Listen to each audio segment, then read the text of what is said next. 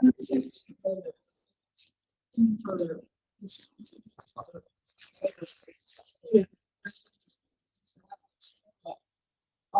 online tonight, Johnson,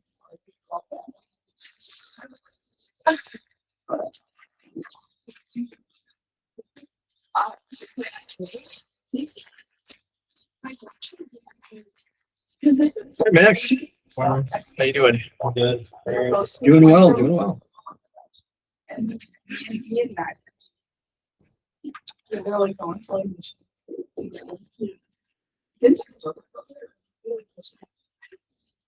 really, I guess.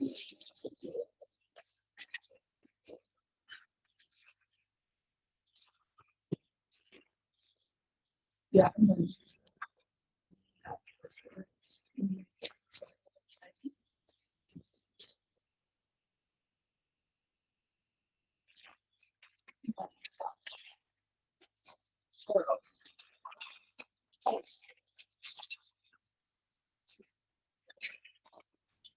Morning, Abe.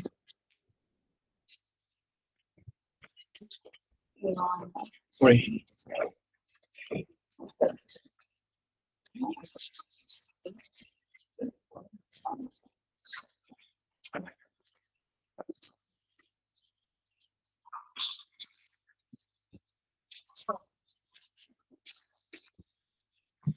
Morning, Donnie. Morning.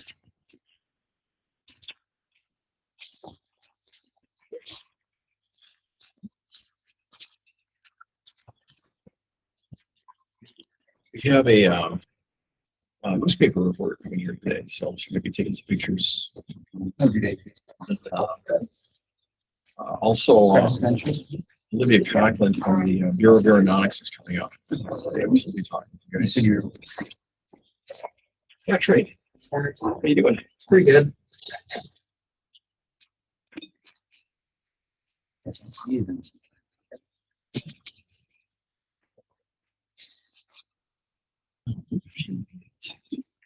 Does anybody have any questions from last week? Chase? Not from last week, but okay, so the AWAS is weather. What is AWAS? So AWAS, first let's define those terms. So AWAS stands for Automated Weather Observation System. So keywords there, automated, meaning that there's nobody behind it, weather observation. So the other keyword there is observation. In aviation, when you hear the term observation, that means it's something that has taken place. So they've done an observation and they're going to report that. ATIS stands for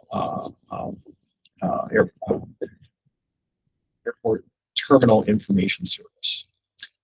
So that would be like where it's manned. You've got a weather an actual licensed meteorologist at the field. So like Madison, for instance, Milwaukee, Green Bay, Appleton, La Crosse. They all have licensed meteorologists and on staff there. And what they do is they actually do they evaluate the weather for just the area that they're in, like within about a 6-mile radius of the airport. And they will do predictions. They'll tell you, okay, well, we think the weather is going to be this at 6 hours out, 12 hours, 18 hours out. So it's a service. What happens is the weather briefer or the meteorologist will record this. You can tune into it. What's the name of that site? It's no, it's kind of like ForeFlight. But it's designed. It doesn't cost you anything. You can actually log on to it. And I can't remember the name of it. But anyway, you can log on to it and listen to ATIS for any airport in the country. Live ATIS, that is. These are live, and you can actually listen to live conversations between pilots and air traffic control. But anyway, if you listen to those ATISs, there's several pieces of information that they have. Oftentimes, it's very similar to what you hear like an AWACS report. You'll hear like a time that it was reported. For an ATIS report, that is going to be you're going to have an observation, and you're going to have forecast periods. Typically, it's 6, 12, 18 hours out. And they obviously, the things in the weather report, we'll get into this when we do the weather reporting section. But, with weather reports, you have to think what's most important to a pilot. I'm getting ready to take off. What should I know about weather? So what are some of the things we should know before we take off? They gave me. Is it called edge? No. It's I'll find it and get it to you guys. I think actually it should be on the SIA website. You can look at it on there. You just download. You can actually go online just to the website and actually choose an airport and listen to the traffic. Live ATC. Thank you. That's it.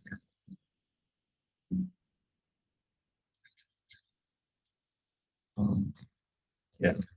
So yeah. In any case, the main difference is that one is an observation and it's automated. ATIS, information service, is going to be something where somebody's actually doing forecasts. They'll do the observations, but they'll also do the forecasts. You may have heard of another term called METAR. And again, we're getting into this in a couple of sections. We're going to be getting into this weather report. METAR stands for meteorological report.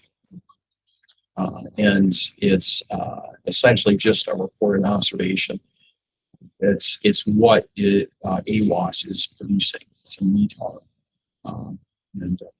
And then there's a TAF, which stands for Terminal Aerodrome Forecast. Again, you've got observations and you've got forecasts. And we make a distinction between those observations that have happened in the past. Forecasts are forecasts in the future. So hopefully that answers it. Yeah, there's a lot of acronyms in aviation. It's hard to keep them all straight, and I still don't think I have all of them. I always hit somebody, but there's a lot of them that. Hi, Janelle. Yes. Yeah. And is that how you pronounce your name? Sorry? Is that how you pronounce your first name? Yes. Janelle? Okay. Yeah, come on and have a seat anywhere. Oh, and I've got your shits. Let me get that for you. Everybody, this is Janelle. She's actually a student at UW-Madison, and he is. I think enterprising students like some look into it. Yeah, you got some interesting business opportunities that you're working on there. So, all right. Well, we're just going to dive in. So this week we're talking about aircraft systems, and probably the most important aircraft system in the aircraft is the power plant. We can't even get off the ground without it. Right? So. Let's see, this is, I think, session 7 we're on right now.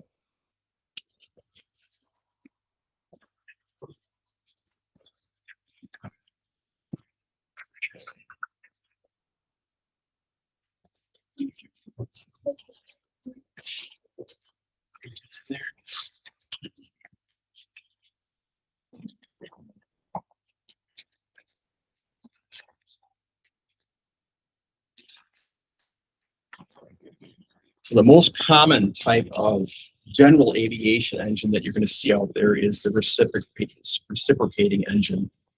And reciprocating means exactly that. You've got a piston going back and forth in a reciprocating engine. So, hey Ethan, how you doing? So it's swinging back and forth.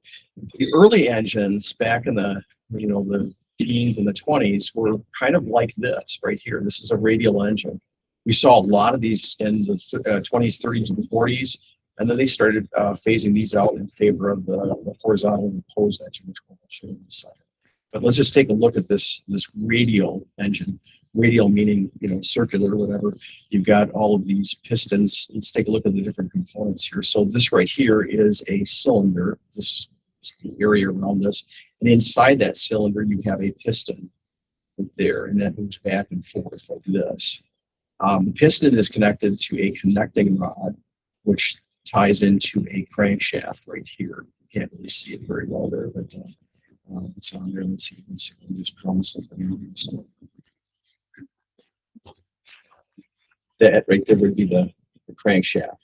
And as each of these pistons move up and down, it causes this, it's like what you would call that, a gear to rotate around on this engine. So that's where we get our rotation of the shaft itself. And obviously the shaft is then tied to the prop on there. So, hey, Logan. And then that in turn turns the prop itself there. So let's take a look at a horizontally opposed engine.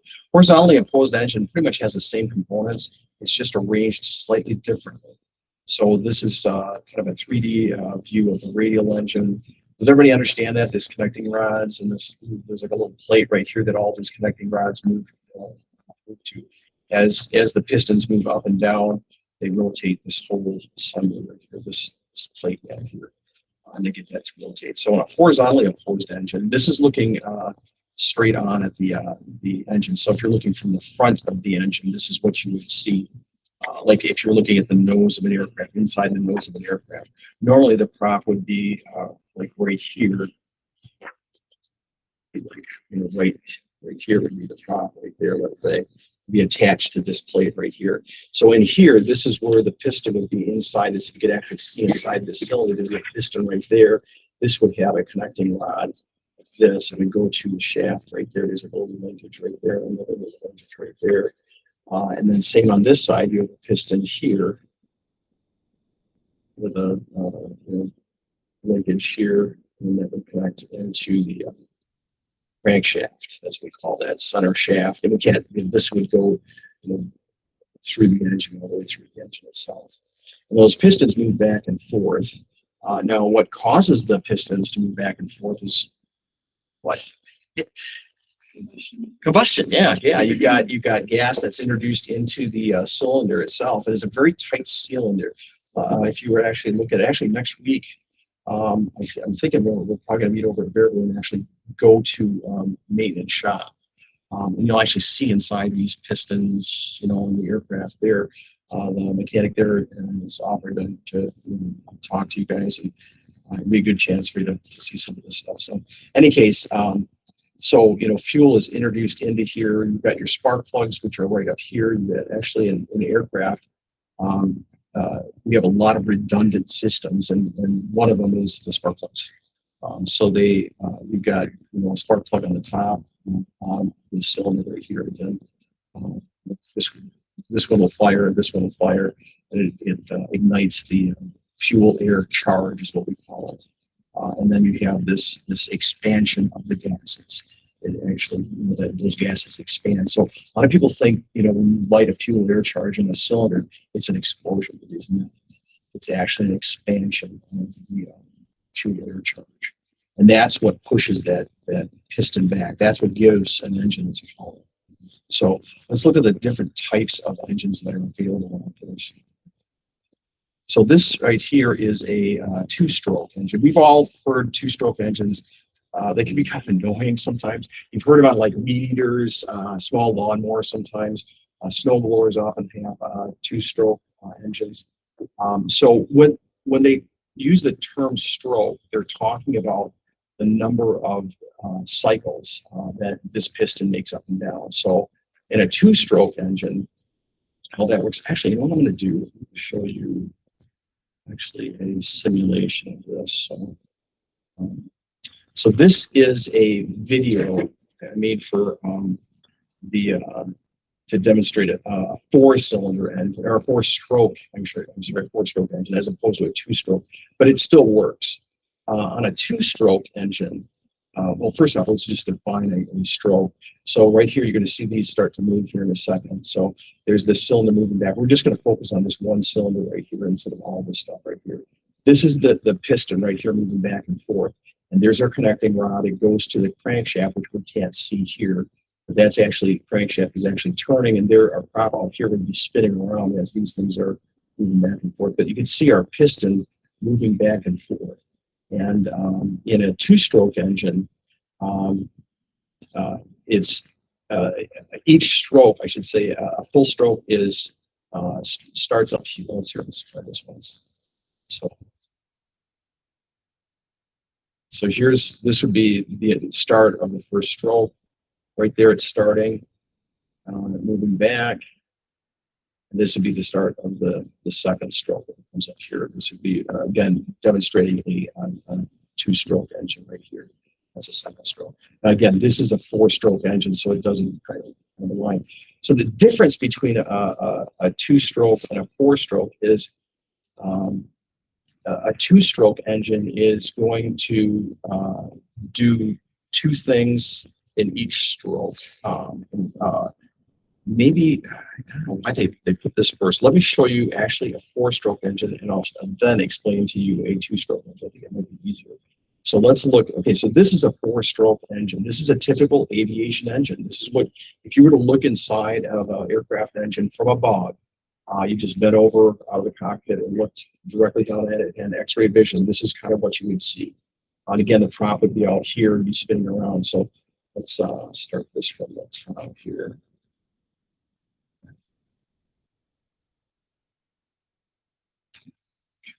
So let's see, this is probably,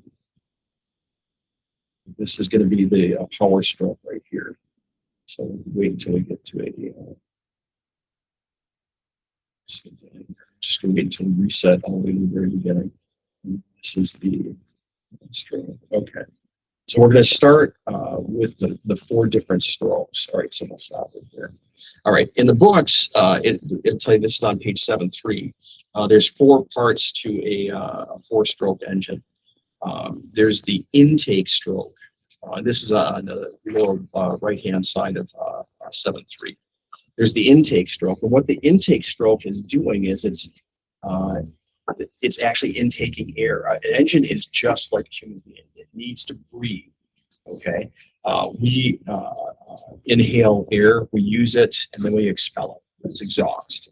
An engine is the same way. It takes in air, produces power, and then it exhausts that power. We use unused fuel over the waste gases and things like that. So in a four-stroke engine, you have this intake stroke. So there is this thing called, and I think they talk about it here, is the intake manifold. Anytime you hear the term intake, it's like the engine is inhaling, it's actually sucking in air. So when you hear the term intake manifold, that's all the tubes that bring in the air into the engine. That's going to allow it to breathe itself. An engine cannot operate on gas alone. You can't just have gas, like auto fuel, have gas. It's just not going to run without oxygen or air itself. And it can't run without gas. So it needs those two elements to get the engine to work. So what an engine is, what they do with aircraft engines is they mix these together. The ratio is typically 16 parts air to 1 part of fuel. That's rough. You don't have to know that for the test, but that's roughly what it would be. So you've got 16 parts air coming in, and what this is, the ingenious design is doing is it's mixing all that air. It's allowing the engine to take advantage of that and then produce power. So let's watch this. So this is the first stroke. This is the intake stroke. So you're going to see these things. These are called valves, intake and exhaust valves. I believe this. I think this right here is the intake valve right here. Nope. That's got to be good. Yeah, this right here has got to be the intake valve right here. So I'm going to start the video and just watch this cylinder alone. Don't worry about the other ones here. So what's going to happen here is this is going to suck in air. See that intake valve right there?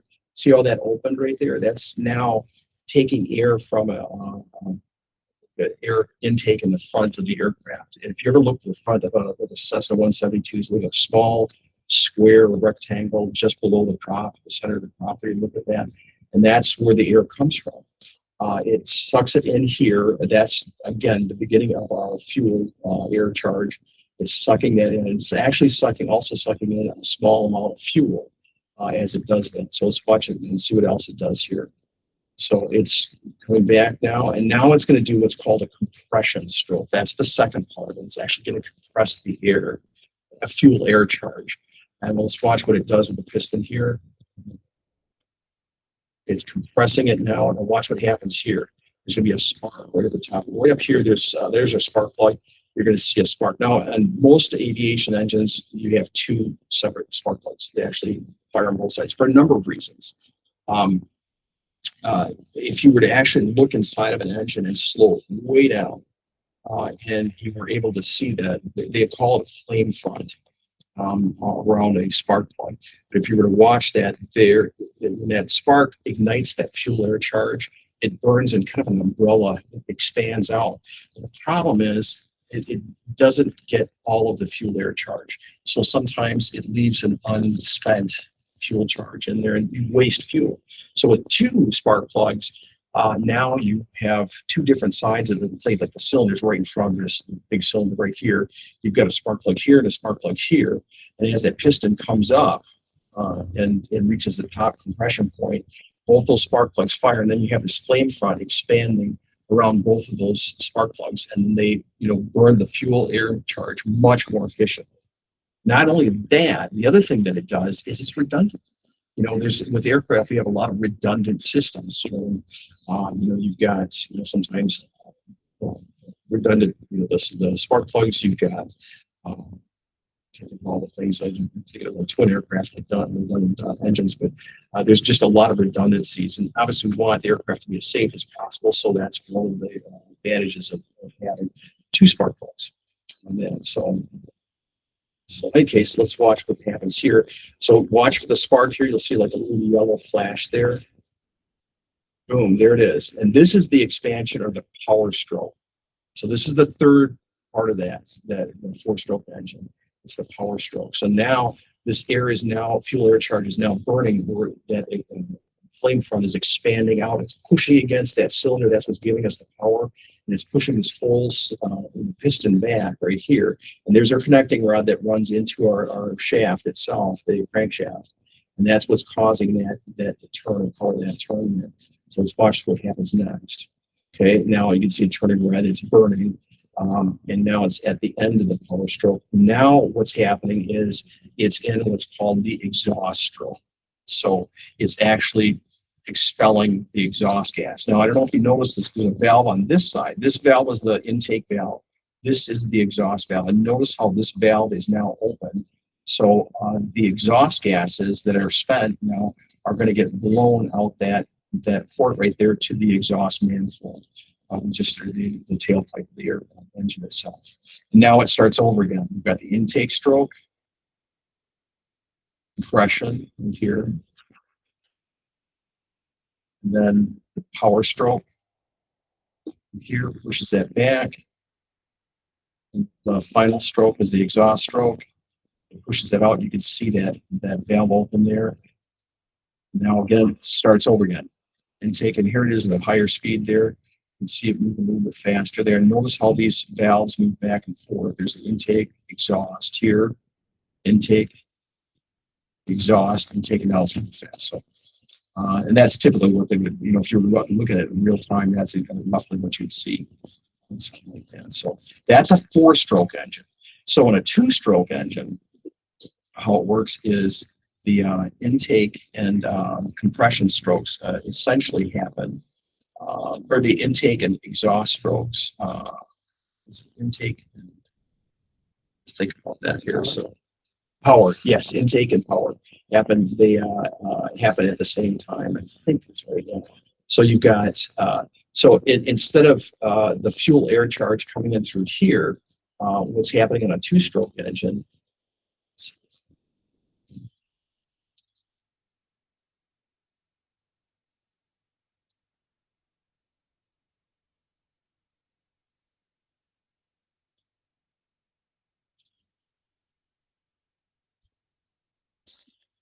So on a two-stroke engine, they're doing basically they're combining strokes.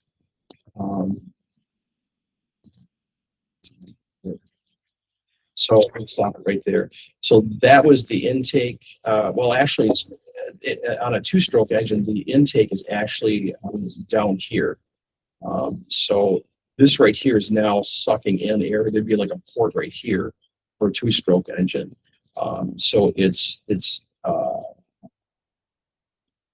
intake, and it's going to compress and do the power stroke, do the compression and power stroke at the same time. So let's watch this again.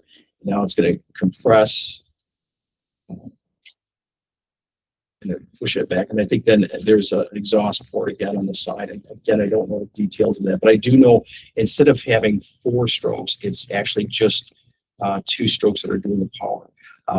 And again, the thing that's peculiar about two-stroke engines is they actually produce more power than four-stroke engines. And that's because you've got more power strokes per revolution. Because of that, they're very powerful and very small in size, comparable to a four-stroke engine. So, does everybody kind of understand that? Let's see what else they've got here. They should go over. They talk about magnetos here. So the big takeaway there, just in a four-stroke engine, you do need to know there's intake, compression, power, and exhaust. So those are important concepts to understand. Again, you'll see that on the test most likely. So we talked a little bit about propeller physics last week. So this is an example of a fixed pitch propeller. You can see it's welded essentially right into the hub itself of the prop. So these, if you look at the prop from the side, it's got a slight twist to it. So out here, it's maybe a smaller angle of attack as you get in closer to the wing or the root of the hub there. There's a higher angle of attack, like right here on this portion of the prop than there is out here. And that's just because of the rotational. If you look at the speed that the tip of the prop is going through the air, it's going to be much higher than this point right here. This is going to be moving much more slowly through the air. So the angle of attack is a little bit higher here when it gets closer to the root. And then obviously they've got this, it's going to be thicker at the root to hold that prop in place there. Okay.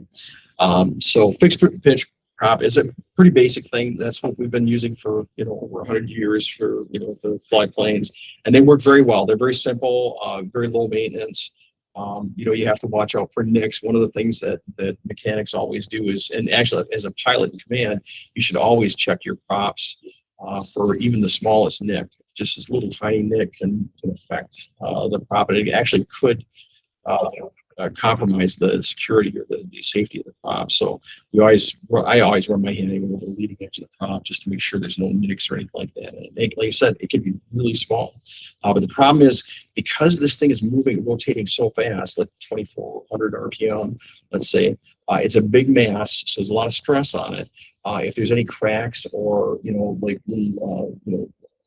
cuts in the leading edge of the prop, that can actually develop into more stress, and it propagates throughout the prop. And eventually, if it's bad enough, it can actually, the prop could break and it would actually separate. So I haven't heard that happen in time, but I know something like that could happen very easily if you're not careful with it. So again, this is a fixed pitch prop.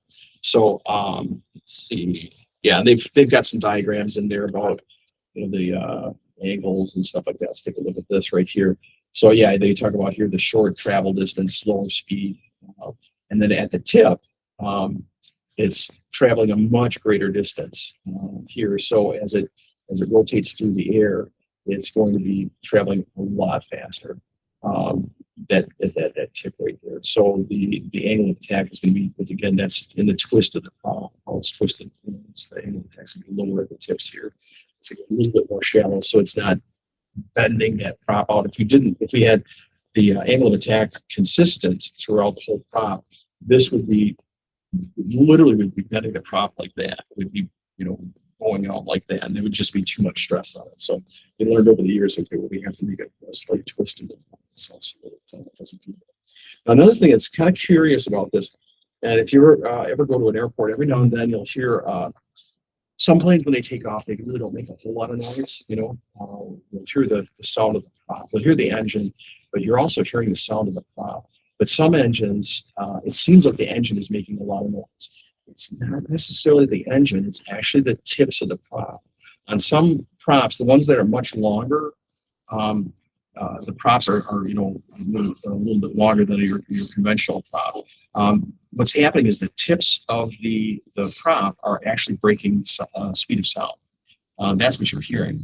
Does anybody know what a UH-1 is? A Huey-1 is used in Vietnam. Hueys, yeah. There's a helicopter, and they had a very distinctive sound. And you could hear them from literally, dozens of miles away. They were just so loud. And that's because the blades on the Hueys were much longer than some of the three-bladed five-bladed helicopters we have now. But because they're so long, they were breaking the speed of sound, and they were, basically making that chopping sound. So anytime you break the speed of sound, that sound, like before with shuttles that are coming to land, or supersonic aircraft that hit that sound barrier, they make that a distinctive. It's very noticeable. So, in any case, just something curious about that. Not that you have to know that on the test, but it just helps to understand. Sometimes when you hear one plane take off, and one is really loud and one isn't, it's not necessarily that they have a more powerful engine. It's just, it could be that they just have the prop is a little bit longer. So they learned over the years that when they break the sound barrier with anything in an aircraft, it usually produces, the aircraft is actually less efficient, when it comes to props and things like that. So they actually shortened up the props a little bit, and now they're not quite as loud. But all the old warbirds, when you guys go up to Oshkosh, you'll hear the old warbirds. They didn't know that back then. They just said, okay, we'll make those props as loud as you can. We got to get as much thrust out of them as we can. And because of that, they have very loud noise. The T-38s were notorious for producing like a real loud sound when they were flying through the air. So the next thing we're going to talk about is an adjustable pitch prop, or constant speed prop. So with a constant speed prop, what they are is that the actual blades can twist. There's actual hub here, and these blades themselves can actually twist around.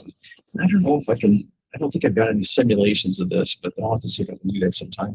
But essentially, let's say if my hands right here are the prop, and this point in the middle right here is the hub of the blades itself. So in an adjustable pitch prop, you can actually adjust the height of the prop itself from the RPM or the prop control inside the aircraft. So what you're doing there is it's just like a bicycle. You're changing the gears in a bicycle. Well, that's kind of what it is in a plane. You have a prop control. You can adjust how much angle that prop is opening up.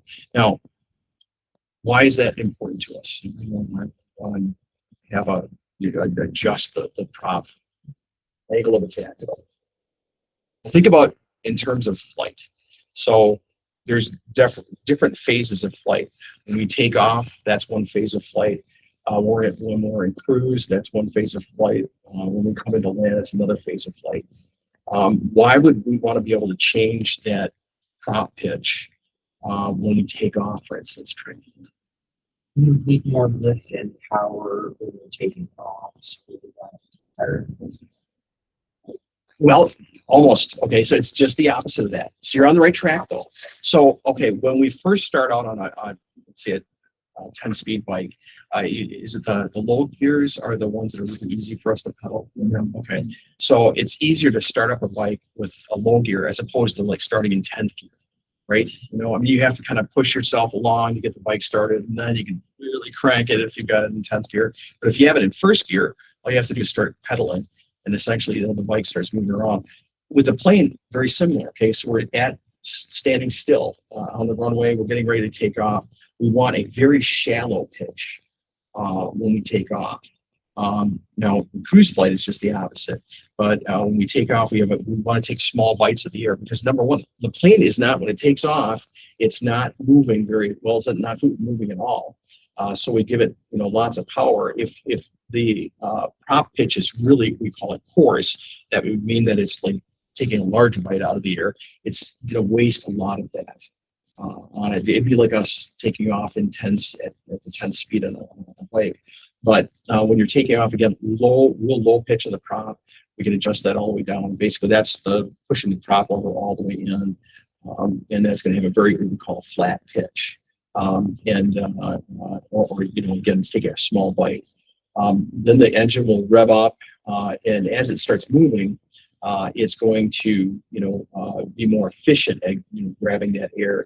And then when it goes into a climb again, a smaller pitch, or a slighter pitch, when it goes into a climb. When you get up to cruise speed, well, now it's like we're on our bike on a straight road or an airport runway or something like that on our bike. Now we can shift into 10th gear. And that's when you can, get that really coarse pitch and just open the prop up, basically, and take a larger bite out of the air, because you're also moving through the air. So as the plane moves through the air very fast, well, we can afford to have a larger bite. That will make it more efficient. So that's the reason why we have constant speed props. It's more efficient that way. Fixed pitch, however, they are designed for one phase of flight. You can get cruise props, they're called cruise props, that are fixed pitch, and the blades are designed to run at cruise speeds. You can also get climb props. It really depends on what your mission is for your aircraft.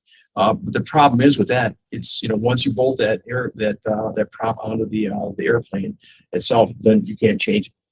It's basically stuck, and you're stuck with an aircraft that really climbs well and does okay in cruise, or you've got a cruise prop and it does really well in cruise, but it doesn't do so well in taking off.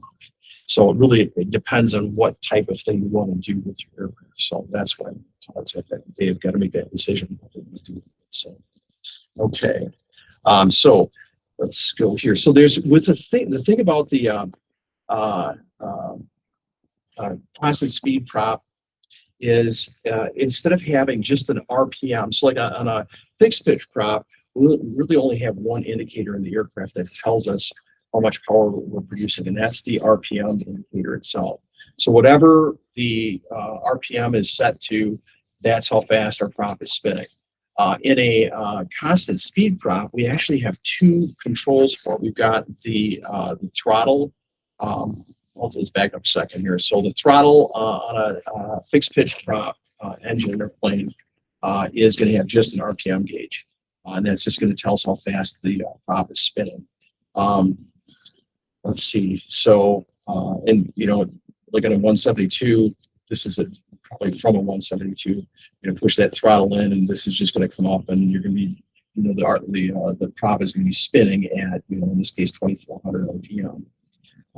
But on a constant speed prop, you actually have two different controls and two different gauges for those controls. You have a throttle, which is going to be represented with your manifold pressure, and you're going to have your constant speed, or your variable pitch prop gauge here, which is going to tell you how much what your RPM is set at. So this is where it gets confusing, because you can use the term constant speed prop, you can use the variable pitch prop. They all mean the same thing. So if you ever hear me say variable pitch prop or constant speed prop, they both mean the exact same thing. So if you're talking to somebody and say, yeah, I've got a constant speed prop or whatever, it's the same thing as variable pitch prop. So it's not fixed prop. So with that, again, so the RPM, that is now the prop control on the aircraft. So that's what we're going to use to control the RPM. And the manifold pressure is telling us how much power we're supplying to the prop itself. So that, again, throttle for the manifold pressure, and this right here would be the prop control. So let's take a look at that, see what they talk about. I don't know if there's much more that they get into as far as the test is concerned. So another term for it is adjustable pitch propeller. So again, there's so many different terms for constant speed prop, but adjustable pitch is exactly that. The pitch of the prop is adjusting there. So let's see if we need to go through there. Yeah, so the thing about that is in a constant speed prop aircraft, or typically known as more of a higher performance aircraft, you'll see them on larger aircraft and something that have a little more performance. What you do is you set the RPM, let's say, for instance, the 2,400, and then it really doesn't make a difference what you have the throttle set at above like 15 inches of manifold pressure. So this is, by the way, is measured in manifold pressure. And again, this is measuring how much fuel air charge we're letting into the engine to burn. So once you get up to around 15 inches, your RPM is always going to stay the same. You could give the throttle full bore, and the RPM is still going to stay the same. What changes is in a constant speed prop, when you give it full throttle, because more power is getting sent to the prop, the prop blades are going to open up more. So they're going to take a larger bite of air because there's more power available to it. It'd be the same thing as us sitting on a bike and saying, okay, so I'm not very strong, but you could have like a football player that's linebacker or something like that step on my same bike. Now I've just changed the power setting of that bike. I've got much more power there. You've got somebody on there that can really pedal hard, so they can actually go to higher gears and get that thing going. So that's the analogy there, between the bike. Whereas before with the fixed pitch, you just had one power plant. You have that fixed pitch. You can't really change it other than how hard you push. But with this, now we've got we can set our RPM, and we can go ahead and add more throttle or bring it back. It's still going to stay at that same RPM there. It's not until we get down to, like in this case, about 15 inches of manifold pressure.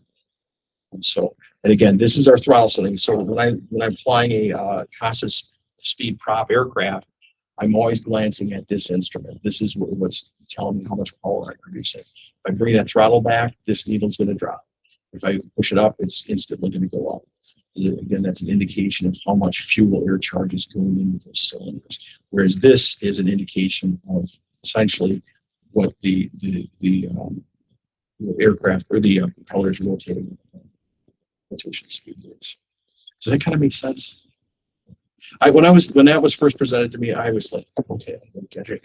So if you don't understand it, don't worry about it. Again, we'll talk about this again a little bit later on, but that's the difference between a fixed pitch and a constant speed prop, or in this case, they call it adjustable pitch prop. So they all mean the same thing there. Okay, so they do talk a little bit about the propeller overspeed in a piston engine. These what can happen sometimes is on a constant speed prop or a variable pitch, same thing. The prop, sometimes the governor doesn't get the blades to open up and take a larger bite of air, so they stay really shallow. And it'd be like us on our 10-speed bike going downhill in first gear. We're just pedaling super fast to just keep up with the bike. In that case, that's called an overspeed. It doesn't happen very often, but it can happen if the governor fails and the prop. What a governor is, that's the thing that determines how open or how much of an angle of attack those prop blades have. So it's constantly adjusting those. If that governor fails for any reason, and typically the angles on the blades of the prop are just going to flatten out, and it's going to, it's not going to be taking a very large bite of air, and so it's going to be rotating really fast. That's an overspeed event on air prop overspeed.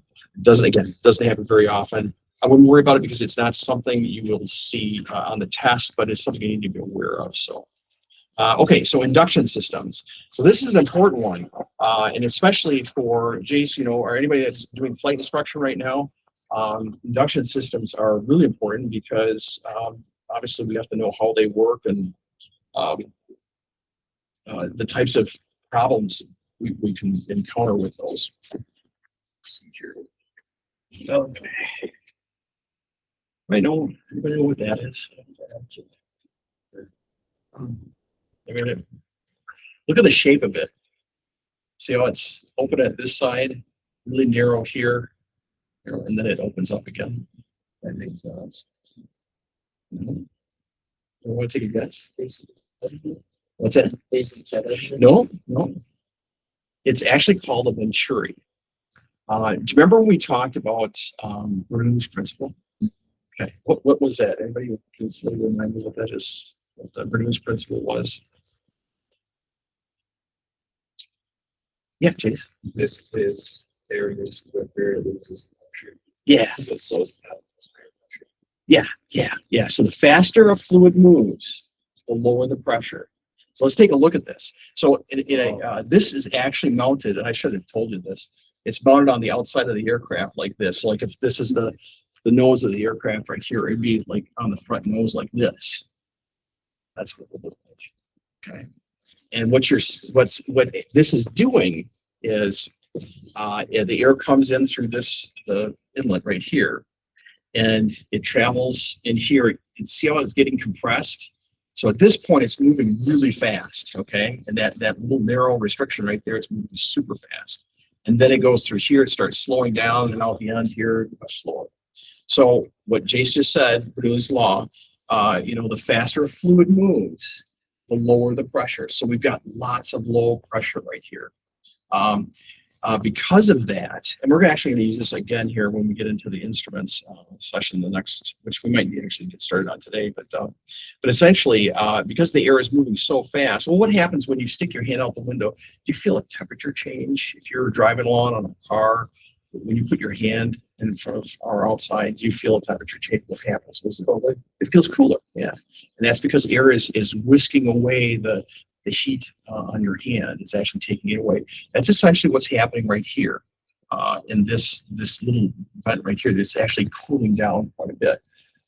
This right here, what we're looking at, this is a carburetor, and that's the way they're designed. So let's take a look at this now. So in a carburetor, you have in a carburetor, this is the air inlet. This comes from the air intake in the front of the aircraft I was telling you about.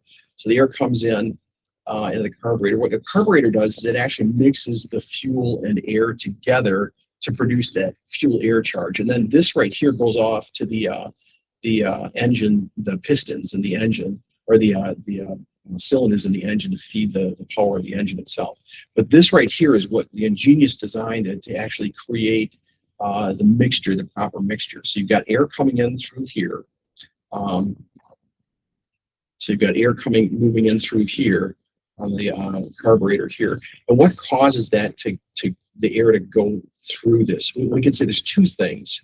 You've got your air inlet in the front of the plane. If we were to look at the front of the aircraft right here, let's just draw this right here is the front of the plane, let's say. All openings there, and there's our prop there. And usually right here on the front of the aircraft, there's like a little opening right there. That's our air inlet right there. And that feeds right to the carburetor, this opening of the carburetor. What's happening here is there's a restriction. You see this little area right here? There's one right there, a little bump right there. So you've got relatively high pressure coming in.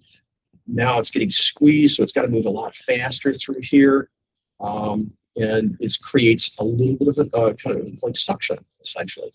And because of that, what it's doing is this little line right here. This is our fuel line. It sucks the fuel from the tanks into the carburetor. Okay, so there's a lot of stuff happening here. Sorry about this. But you've got the fuel coming in from these little inlet lines right here. But again, it's getting sucked into the carburetor. And this is where the mixing is happening, right in this chamber right here. And then all this stuff gets sent off to the various cylinders of the engine itself. So the carburetor is responsible for essentially creating that fuel air charge in a proper ratio, that 16:1 I was talking about. And it sends it off to the engine. The drawback to this, does anybody know what the potential drawback could be? Maybe let you guys figure this out. This is what the way we've been doing it for ages. This is the first engines had this very simple design, something very similar to this. But a lot of planes still fly today. I've got one that uses that. Yes. I'm just taking a guess, but when you get to higher air speeds, you have more pressure pushing into it, causing more fuel to get pulled out, meaning the ratio getting stuck. No, not necessarily. It shouldn't affect it at all. That has more to do with density of the air and things like that. But getting back to this right here, what did we say about this right here? What happens here? It gets really cold. Yes. Okay. And when it gets cold, what happens? Well, fuel probably won't freeze. It's possible it could. Who said ice? Yeah, Max, that's it.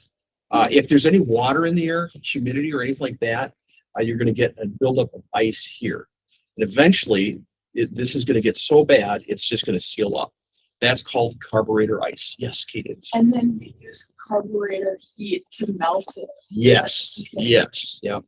How do you turn that on? Okay, so first off, this is a carbureted engine, what we call a carbureted engine. That means it's got a carburetor. So there's fuel injected engines, they don't have carburetor heat because the fuel is actually injected directly into the engine, so you don't have to worry about it. But with a carbureted engine, you do have to worry about carbureted heat. To answer your question, there's a lever in most, carbureted engines. Well, I think all of them have control in the panel there that you pull out, or a switch you hit or something like that, that actually takes, let me see if I can find it here.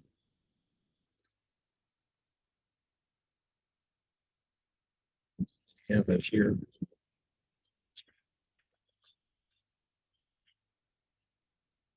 Here we go. Okay, this is, so in an engine, what happens is you see these exhaust manifold, these pipes right here for the exhaust, right here. So that's going to blow overboard. There's usually that actually goes down to, some of these pipes would actually connect and they would go down here. This is not what this is showing here, but you get the idea. There's usually like an exhaust pipe that goes out and it sticks out on the bottom of the aircraft. Usually around this area, there's like a tin can around, like we call it a shroud, that fits around the exhaust pipe. Okay, and there's a control that goes up into there, into the cockpit. Basically, it's just a little knob here. You pull that out, and what it does is it allows heat that's collected in this little shroud right here to get sent up into the intake, and that warms the air going into the carburetor, and it causes that ice to melt. The key to using that though is before you absolutely need to have it, going, because once the fuel gets cut off the engine's done. You just, the only way to actually get that ice out of the carburetor is to descend into a warmer temperature or land. Once it freezes out over, you can't try to restart it. You can't hit the starter button. It's that carburetor is frozen solid. So you always want to have, if you suspect there's going to be any kind of carburetor ice, you're going to want to pull that carburetor out. So much so that a lot of aircraft manuals, they're actually in the checklist, they have you pull the carburetor heat. They have you turn it on when you come into land. It's just, whether it's 2 degrees out or 100 degrees, you have to use carburetor heat. Now, can anybody tell me what they think the temperatures for carburetor heat or carburetor ice to occur? It would be 32 degrees. Okay. It's a range of degrees. Anybody want to give an estimate of what that is? Still happen at 70 degrees. It can happen at 80 degrees. I've had it happen at 80 degrees. Yeah, and it's because it sounds crazy, but there is such a drop in temperature here, and if you have a lot of humidity, that means you've got a lot of water in the air, and if that cools down sufficiently, a lot, you're going to get ice in that area right there, that venturi of the carburetor itself. So yeah, it can happen at any temperature. So the standard procedure when you come in, with a carbureted engine, when you come into land, you always turn that carburetor heat on, because obviously if you have to do a go around or something like that, you don't want to have to worry about the engine not performing. So you give it full power, and it's you've got all you need if you've got carburetor heat. There's a drawback also to carburetor heat, and it has to do with temperature. So you remember I said there were the fuel air ratio is 16 to 1, so 16 parts air to 1 part fuel, right? So when you apply carburetor heat, well, let's take a step back. When you heat up air, is it less dense or more dense? Less dense. Okay. We've just changed our fuel to air ratio. We've actually we pull that heat out. The air becomes less dense, and now we're changing that ratio of the fuel air charge. And the air actually, the mixture becomes much more rich when you activate the mixture, or I'm sorry, the carburetor heat. So something to think about, so you do lose a little bit of power when you apply carburetor heat. So it's just again, a fact of life, but you have to have, we need carburetor heat particularly on the older carbureted engines. Now, most of the modern engines are all fuel injected, so you don't have to worry about carburetor heat because they don't have carburetors. They have what's called a fuel servo that distributes the fuel itself. Let's talk about.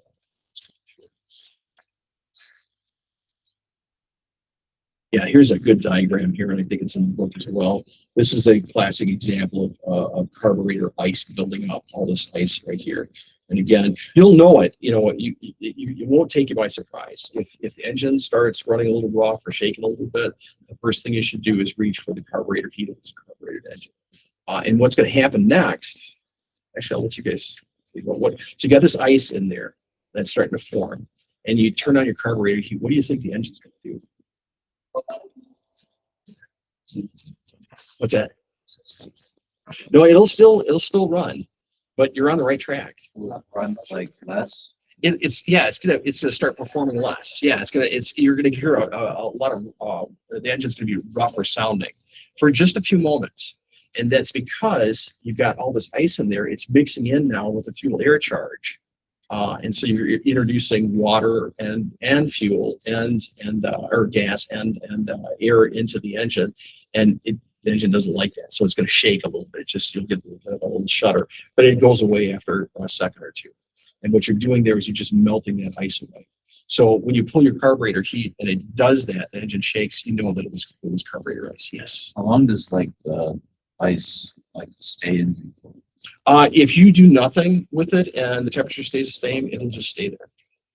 Like, so let's say it's like that. Then you turn on the carburetor heat. How long will that? Yeah. Like how long will the ice Stay there? Maybe like 2 or 3 seconds. Yeah, it'll melt that fast. Yeah. When you turn on carburetor heat. Yeah. Heat that's flowing back. It's very warm. Yeah. It's that shroud around the engine that I was telling you about that actually basically keeps all that heat in there, ducts it through the carburetor, melts all this ice right here, and then that fuel air charged water is all going to go into the engine. But it happens almost instantly. But that's a good thing, because when you hear the engine shudder after you pull that carburetor heat, that means that it was carburetor ice. You know that it was carburetor ice. Yep. So what if the ice blocks off like the carburetor? So what if the ice forms together? If it forms together, there's only one option you have. The engine's going to quit at that point. And why is that? There's no way to. Yeah, there's no fuel air charge. Yeah, there's nothing going into it. So when the engine quits, the only option you have is to get to warmer air, because you can't start it. You can try turning that cranking that starter, but no fuel. It's like the carburetor doesn't even exist at that point. So just total shutdown. You'll still have your electrical system, but as far as starting the engine again, you won't be able to start it until you either descend into warm air or land the aircraft or whatever. But once that ice is blocked off the carburetor, it takes a while for it to occur under most circumstances. In some cases, it can happen in really short spans of time, but it's usually certain conditions like around 60 degrees, a high humidity environment. So at 60 degrees, something like that, 40, 50, 60, you can have carburetor ice form. So carburetor ice is, it seems, it makes sense that it would be worse at lower temperatures close to freezing, right? Does that kind of make sense? It would make sense, right? Here's the thing though, colder air has less capacity to hold water vapor. Okay, so the warmer water, or the warmer the air gets, the more capacity to hold water vapor it has. And because of that, when you're running the engine at 60 degrees, you've got more water, essentially, potentially, if you have a high humidity, like a 60, let's say 60 degrees, high humidity, those are really bad conditions for carburetor ice, or good, I should say, good conditions to produce carburetor ice. So those are the times you want to worry about, if you chop the power or something like that, and all of a sudden the carburetor freezes up, that's when you want to worry about it, and it can happen pretty quick. So that's why when we come into land, you always turn on the carburetor heat. We just want to make sure that carburetor is free. All right. So that's one type of induction system. Carburetors, and they talk about like the fuel, the flow valve, and stuff like that. Steve, not so necessary to get into. It's just basically it's just metering the fuel there.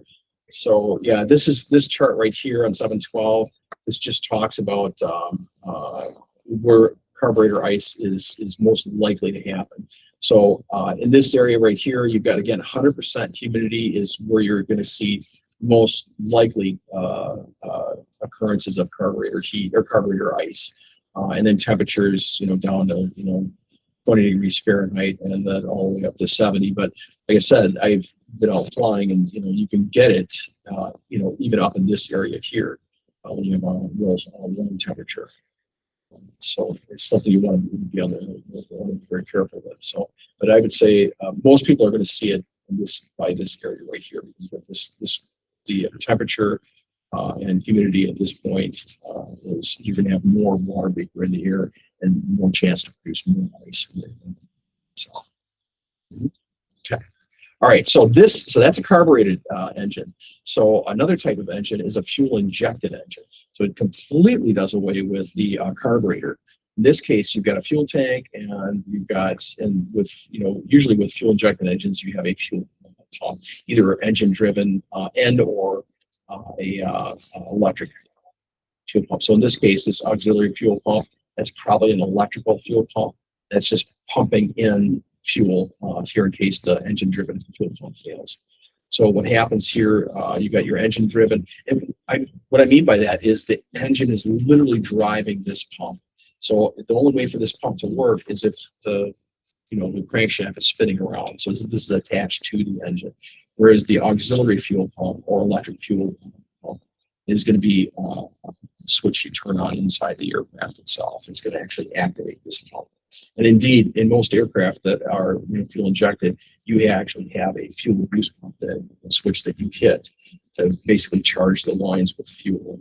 And then here, this is our fuel air control unit. This is essentially replaces the carburetor for a fuel injected system. And there's a whole bunch of technology that goes into this to mix the fuel air charge and produce that, and then send it off to the something called this spider right here. But basically, that sends it to here, and then it distributes this to the various cylinders here. Then you can see some other things there on the top side there. So it's a much simpler system other than this unit right here. You don't have to worry about the carburetor ice or anything like that. You can still have induction ice with a fuel injected engine. And what I mean by that is on the front of the plane, I was talking about the air inlet, just below the prop. It's just a little square like this. It usually has like a little air filter behind it. And you can get ice in there. So they have what's called alternate air. So in a carbureted engine, you're going to have carburetor heat. In a fuel injected engine, if you have what's called induction ice, and that area in front of the plane gets blocked with ice, you can use what's called alternate air. And what that essentially all it's doing is it's taking air from inside the cowling of the engine and drawing that into the intake itself. So it's just bypassing that fuel or the air filter in the front of the aircraft itself, and then that goes to this unit right here, the fuel air control unit, and then sends it off to the spider, and that sends it off to the various cylinders there. So that's called alternate air, and it's just a little door. You can actually, it's like a lever, just like the carburetor heat. You pull it or push it in, depending on what aircraft you have. And it's just going to open up a door within the cowling that surrounds the engine that just draws air from within the engine itself, air within the cowling itself here.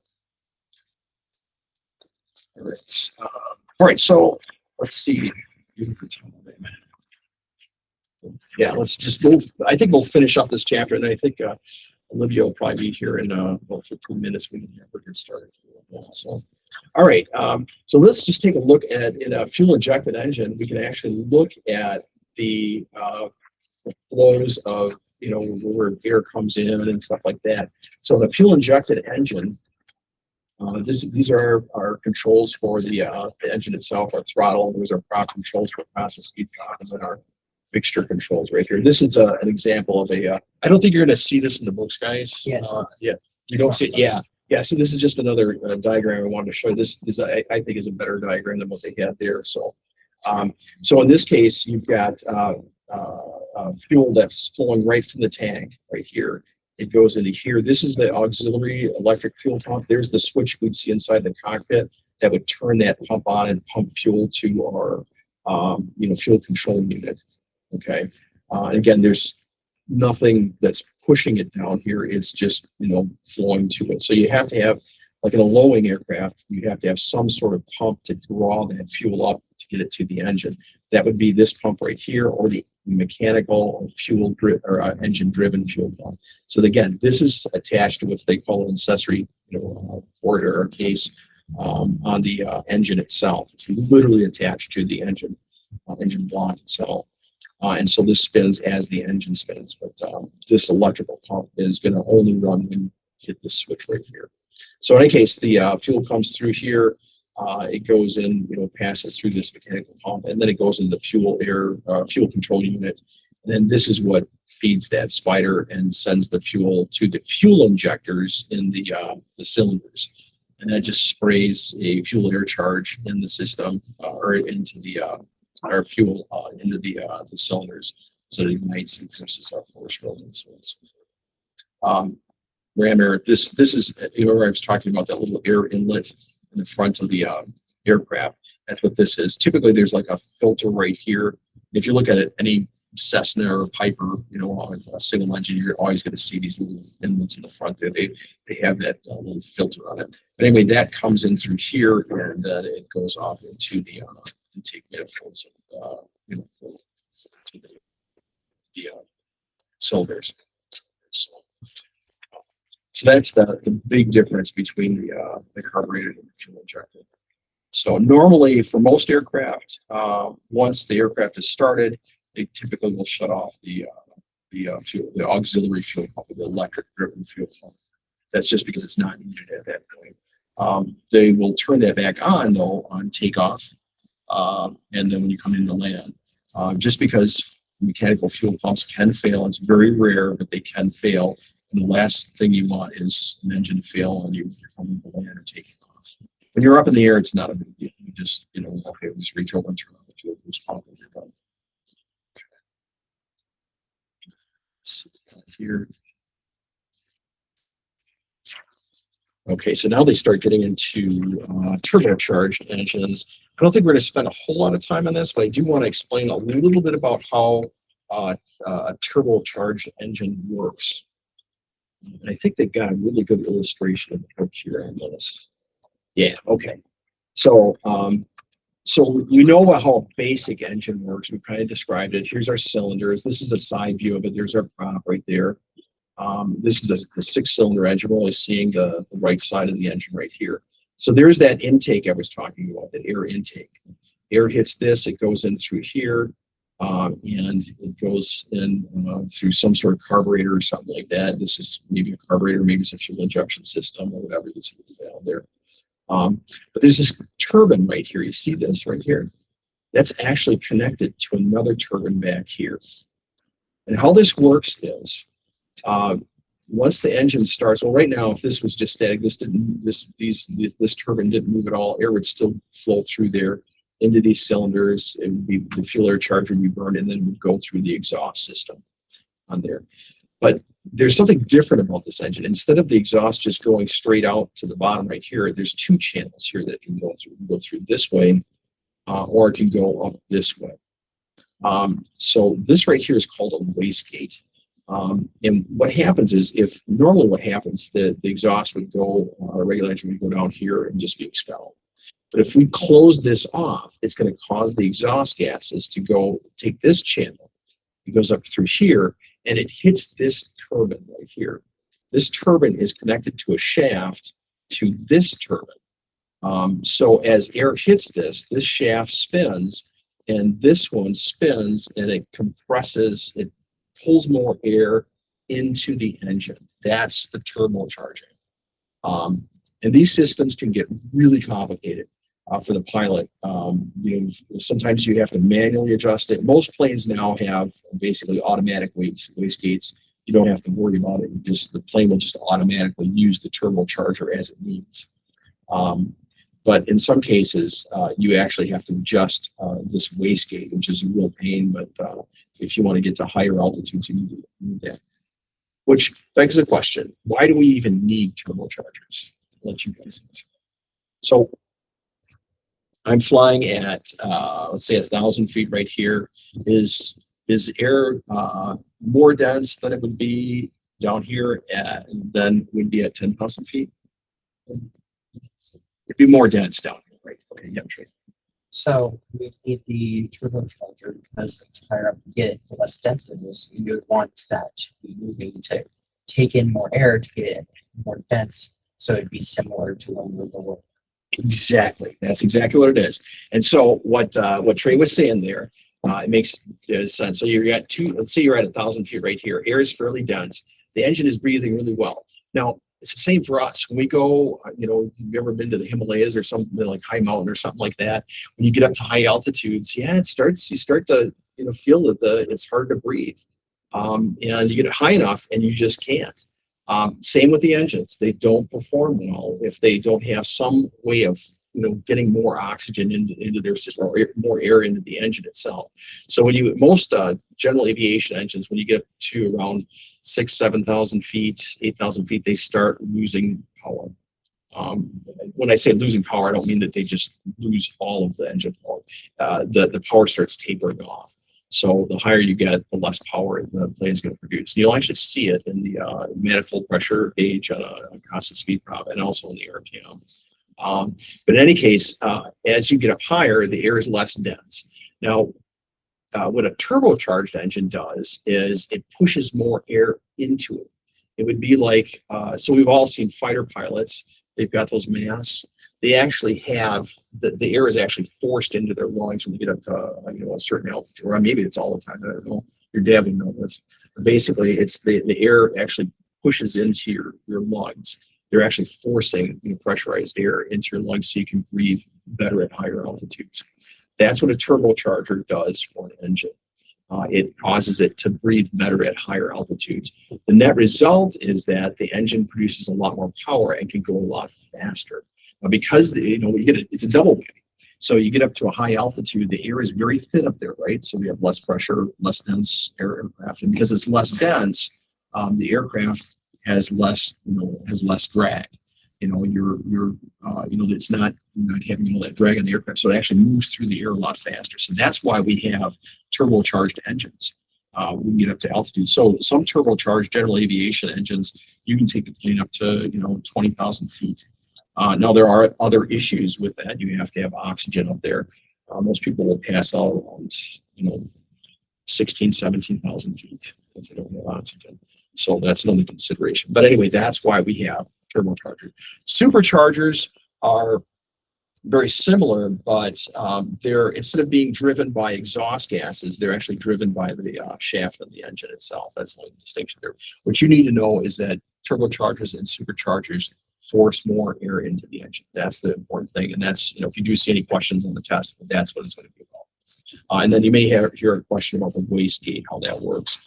Again, that's all the wastegate is doing is it's channeling either more air overboard or it's actually setting it to the turbocharger to get it to spin faster. One of the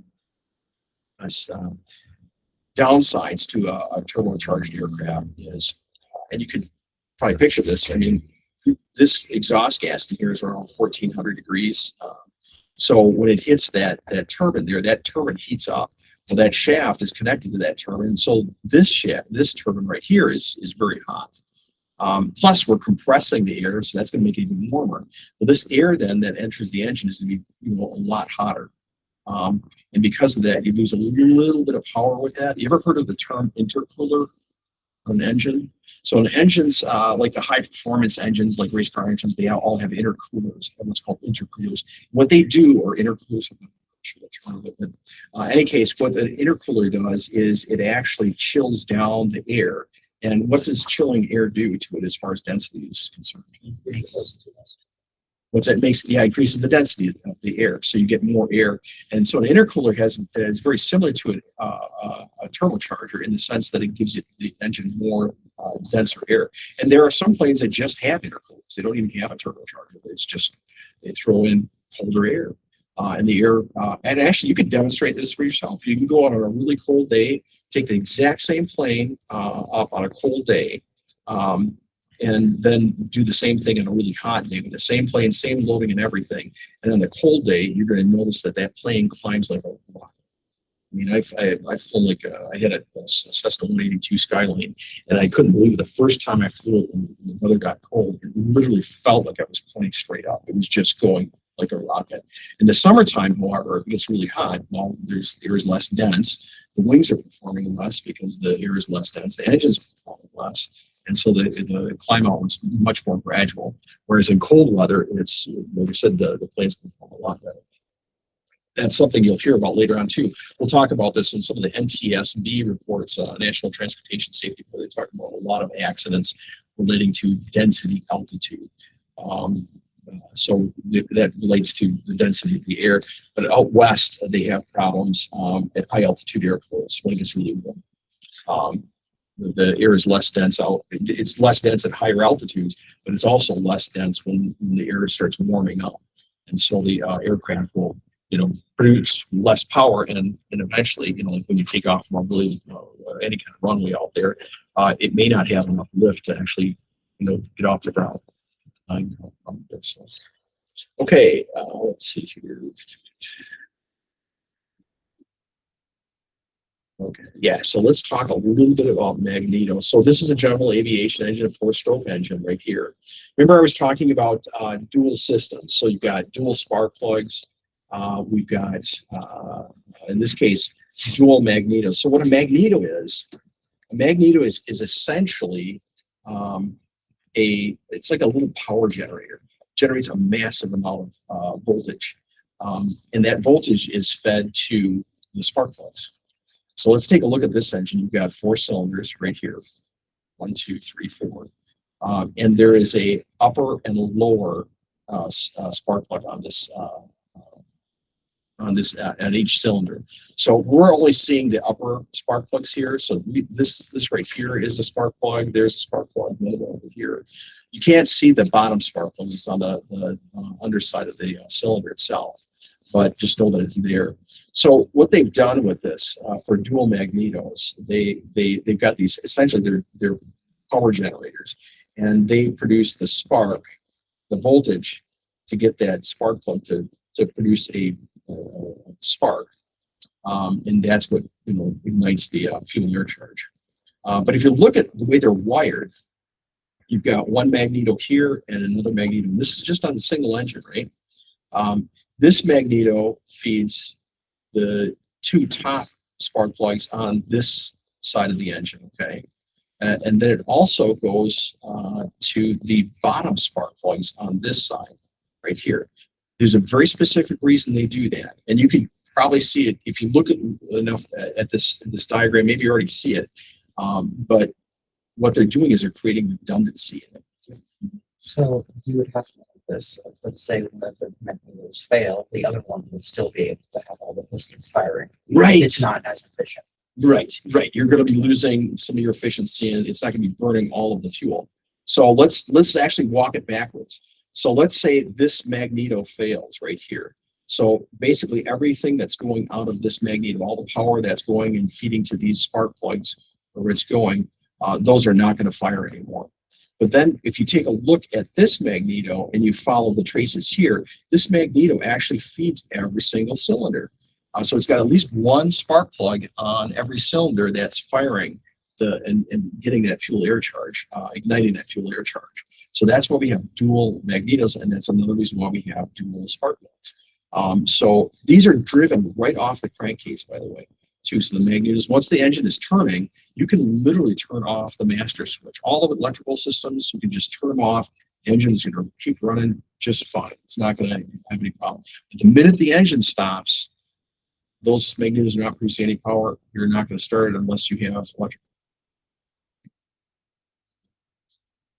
Does that kind of make sense there?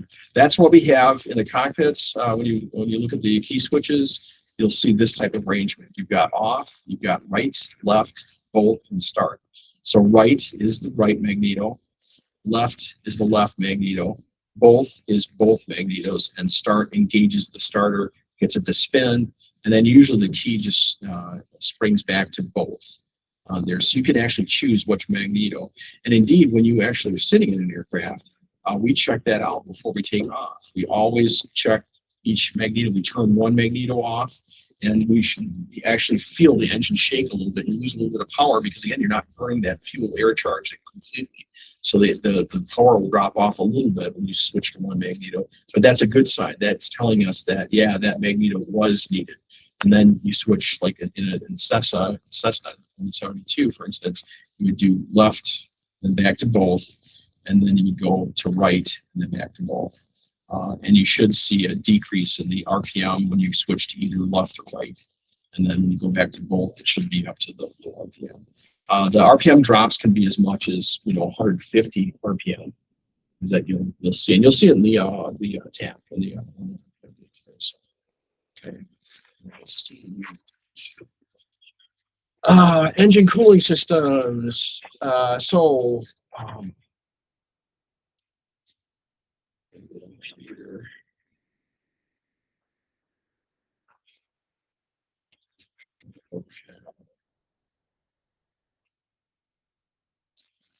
Well, one of the first things, well, actually, maybe you guys can help me out here. What are some of the things that can cool an engine? Air, yeah, absolutely air. What's that? Liquid. Yeah, liquid. What kind of liquid? Water could, if it's a water-cooled engine. Now, most engines are actually air-cooled. It's another type of fluid that could be in an engine. What? Oil. Yeah, oil definitely can cool an engine.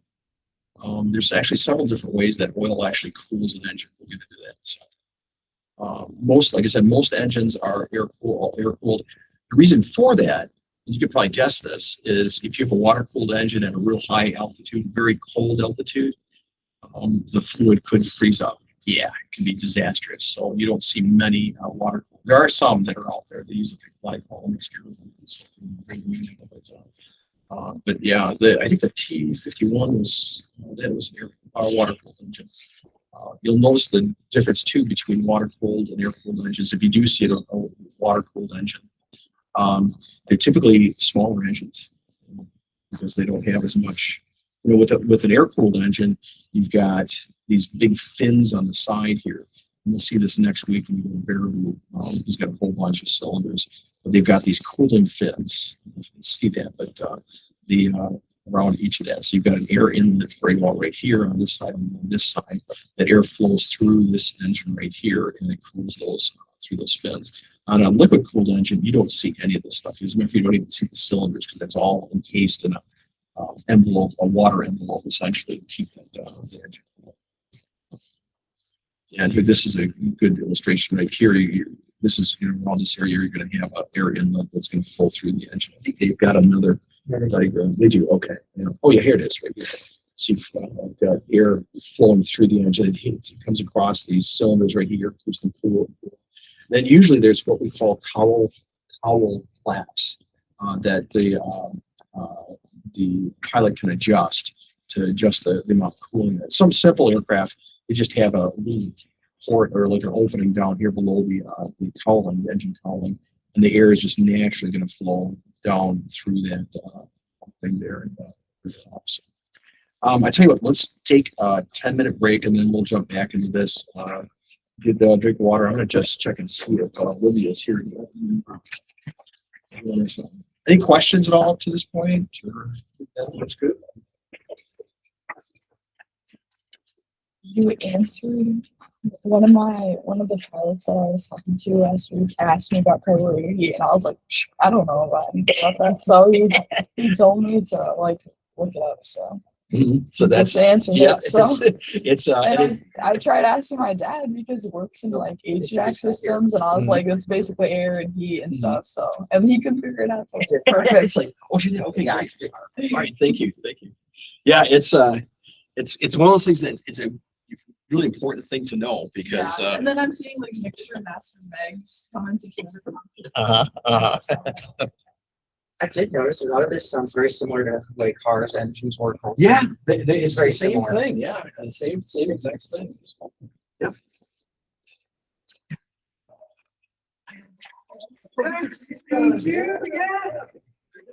Great. No.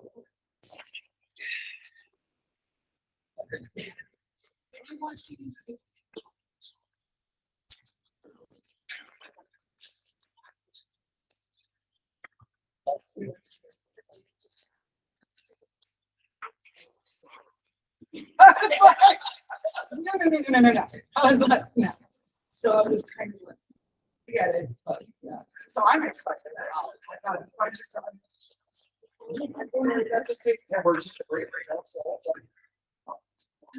okay. And I get this Max health science stuff Max from last year's story. There's one of them out there. I'll bring them. So, and then I bought all the old wallets. A big package. See, you used to carry me on now on the tablet. I'm like,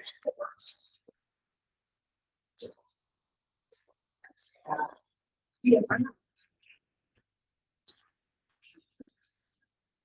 I like emergency service meeting. And I was a senior scientist. So it's like my flight bag. I could have the 22 trip and I closed it and nearly what just my manuals did. But yeah, like old laws like this thing. Yeah, I don't know.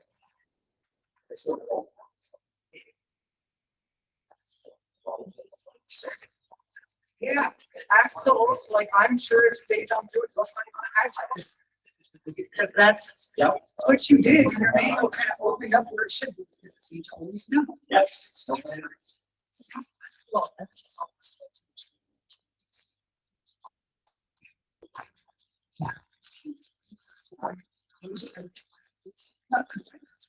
I knew how to pop through that manual. To the front of the page, you need to start to get to the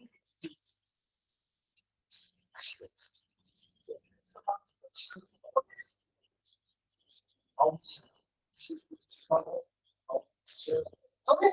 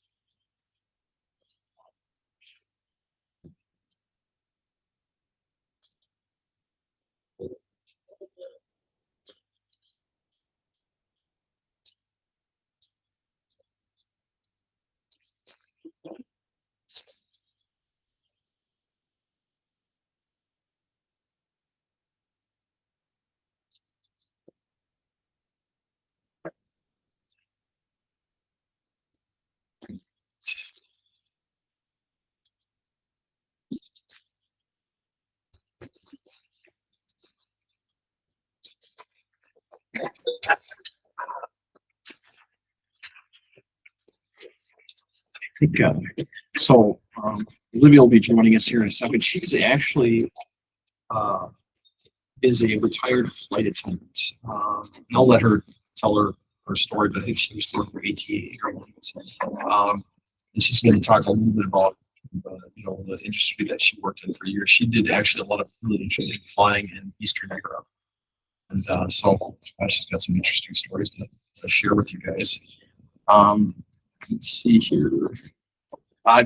Does anybody have any questions on what we talked so far today? Again, you guys are always free to email me if you've got more questions. Anyway, I think what we'll do is we'll end today's session and I'll turn it over to Olivia when she's ready here. But yeah, yeah. So when you're training through instrument reading, you have to these it's like inside No more so than your private pilot's license. Yeah, yeah. You should have a really good understanding of what we're going to be talking about next week, and that's instruments. You know, the primary flight instruments and stuff like that. That is, you know, so when you get your private pilot's license, you're going to spend probably, you know, for every 18 seconds, you're going to spend 1 second looking at your instruments. And the other 16 seconds, you're going to spend moving yourself. In IFR, it's just the opposite. You're going to be focusing on your instruments all the time. And it's and then commercial, then you go back to the other side. Then it's refining the skills that you've learned as a private pilot and, you know, instrument pilot as well. Do you have your instruments? I know one of my friends is Joe. He goes to Korea just he was just like super adamant. It is. It's one of the tougher ratings to get. You know, CFI and then the ATP are probably the next two. Well, actually, probably the ATP would be the toughest. Airline transport pilots license, yeah. And then CFI. The guys that I've talked to, they all say the CFI is the hardest. It's just brutal. But that's because the FAA wants to make sure that the CFIs know what they're talking about, because they're teaching. Yeah, they're teaching America how to fly. So, everyone, this is Olivia Conklin. She is from the Wisconsin Bureau of Aeronautics, and I'm going to let you kind of share with everybody what you do with the. Sorry, yeah, and that's your presentation on there. Okay, I was going to throw stuff under. Well, we're getting the president. So my name is Olivia Conklin, and I am the Aviation Education Program Manager for the state of Wisconsin. Before that, back in 1999, I started my flying career as a flight attendant, and this is the actual uniform that I wore back in the old days, because it was a long time ago. But when I graduated training, they issued me this flight attendant uniform. I wore it on my very first flight, wore it on my very first international flight. If you see tears in my eyes, it is the best job I've ever had. I absolutely loved it. One thing you probably don't realize when you walk through the door of this airport or any airport, you're not walking into an airport. You're walking into the doors of the world. When you walk through those doors, they will take you anywhere. I'm sorry, I get emotional because it changed my life. I have seen the Pope. I have taken refugees out of war-torn countries. I have taken military troops to war zones. Not all of them made it home. My job was to get them there safely. I have taken people on spring breaks. I've flown the WWE wrestlers through Europe. I have done so many cool things that I would have never been able to do had it not been for aviation. So it is a huge, huge passion of mine. And I'm so excited to see things like this. I brought some things. You guys can pass them around, look at them. You probably all have tablets now, but this was what an old flight attendant manual used to look like. And they have to memorize everything in here or know it. And they do. In 4 to 6 weeks as a flight attendant, you would learn everything in here. And you won't even realize it until you have an emergency and all of a sudden you're just doing what's in that manual because they've done so good. Much like what you're being trained on and how they're teaching you things here seems hard. But when you get it, it's there. It's always going to be there. And then I brought some aircraft. I'll try to get this out. So feel free to grab it, look at it.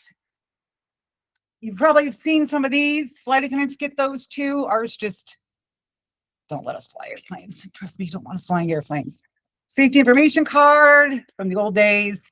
This is what our bid packages used to look like. I was New York based, so my name will be in there. Seatbelt extensions. I got all sorts of stuff. Other airplanes. So we had 727, 737, 300s and 727, 200s, 73, 300s and 800s, 757, 200s and 300s, L10, 11, 100s and 500s. And then at the end, we got DC-10s. If you like DC-10s, I'm sorry, but we got them from Northwest and they were terrible. Every time you flew one, it broke. I literally had parts of the airplane. I would be like, oh, well, that's part of the ceiling. Should take this in the cockpit and let them know. I mean, it was just, it was an interesting airplane. But so there's this, but let's get into presentation. Just click it. Sorry, my nose is running because of the weather. All right. So flight, you'll see I added some pictures. That's me in the 757 engine. This is an L-1011 engine that was in Bosnia. That was in Cyprus, Greece. Well, Cyprus is its own country. Italy, that was when I flew the WWE wrestlers. We landed there. And that was one of my best friends sitting in the engine of the aircraft. Again, Bosnia here. So things you get to do as a flight attendant and places you get to go. So what do, hold on. This is supposed to be the interactive portion. So that's okay. So I was going to ask you what you think flight attendants do, but kind of giving it to you. So our primary concern, and the reason it's bolded, is safety. We are not there to serve drinks. It is what we do when we're on the aircraft. That is not why we are there. We are there to evacuate that aircraft in 90 seconds or less in the event of an emergency. Every single airplane that's flying commercially with passengers must have one flight attendant for every passenger seat.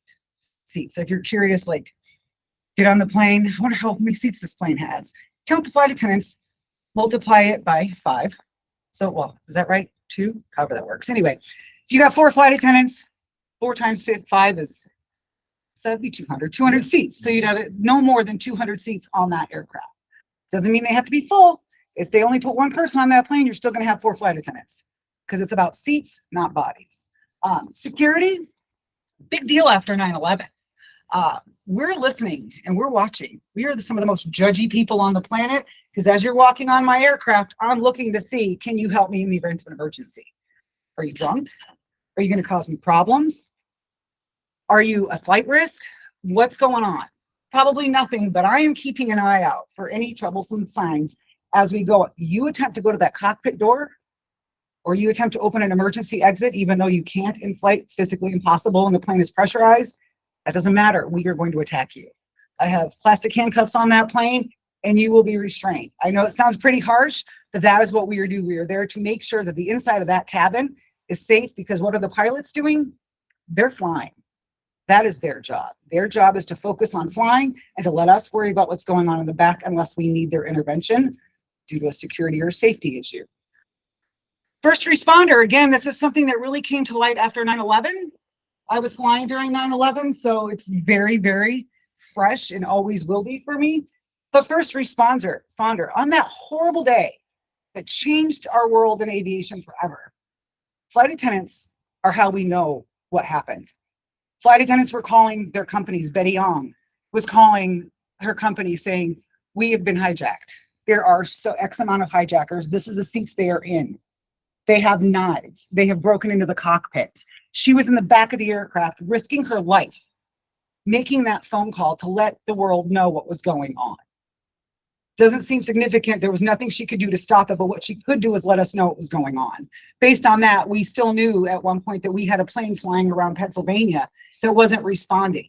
So the actions the government was taking at that time were based on a lot of the information they received from passengers that made phone calls, but from those flight attendants telling them what planes were being hijacked, where they were flying. You listen to the transcripts of those flight attendants. It's heart-wrenching, but that is what we do. And then at the end of it, we do customer service because let's face it, 9/11 doesn't happen every day. Security risks don't happen constantly. And flying is so incredibly safe that most of the time we're not having to do what we're trained to do.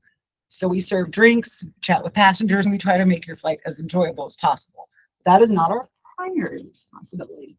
And that was me sitting on the ground in Kuwait a little too long. And so I jumped in the cockpit, grabbed myself a chart, and tried to look important. I won't be doing that in real life.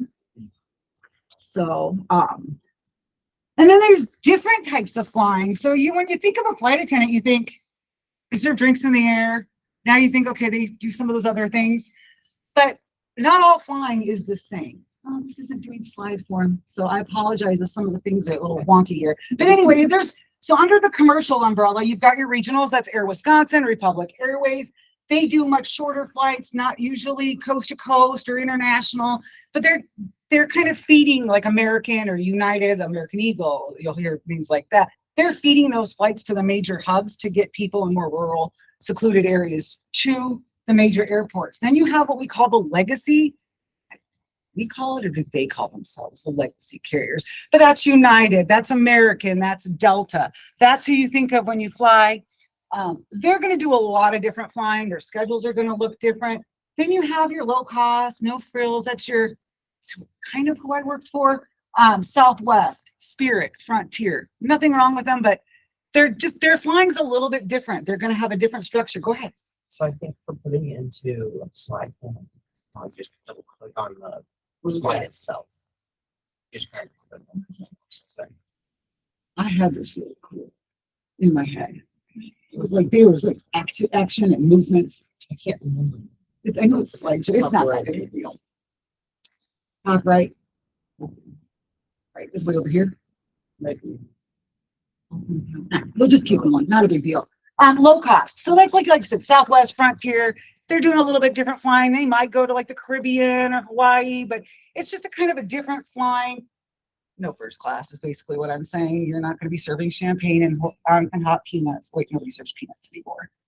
But you're looking at kind of a little bit of a less service. Then you have private service. Have you ever heard of Menards or Harley Davidson? They have their own airplane. They have their own flight attendant. They have their own pilots. When those CEOs need to go somewhere, they take the company jet. They will hire a flight attendant. Very different work schedules. So I would encourage you, if you're interested in becoming a flight attendant, you look at some of those things. Like, look at these options. I can tell you, I had no idea any of these, that this was the kind of flying that was available. Military has flight attendants. I have a friend that was a flight attendant on Air Force One for many years. So if you're interested in the military, there's options as a flight attendant for you as well. And then charter. This is an L1011.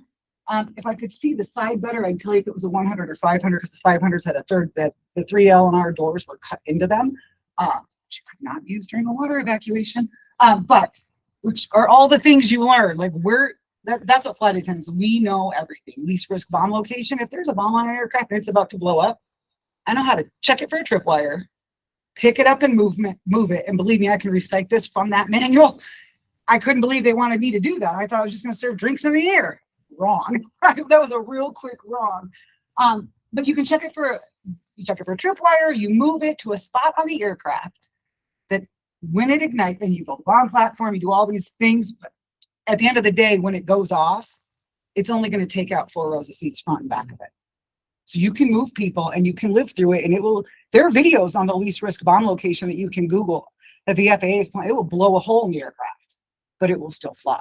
It is the one spot that is designated. So kind of weird things, but charter airlines are another one. We're kind of, and a lot of these other commercial travel or corporate is another thing. We have like NetJets and ExecuJet. They have flight attendants. That's who's the not so famous Kardashian? Whichever one doesn't have the most amount of money and doesn't own their own private plane, they will hire some of these companies like this to work the crews, to crew the flights. And those are cool too, because you're flying rich people all over. I have a friend that has flown probably people you don't know. Laverne and Shirley, Penny Marshall, people like that, very famous people. They have needs and wants, and they don't want to go through the airport like normal people.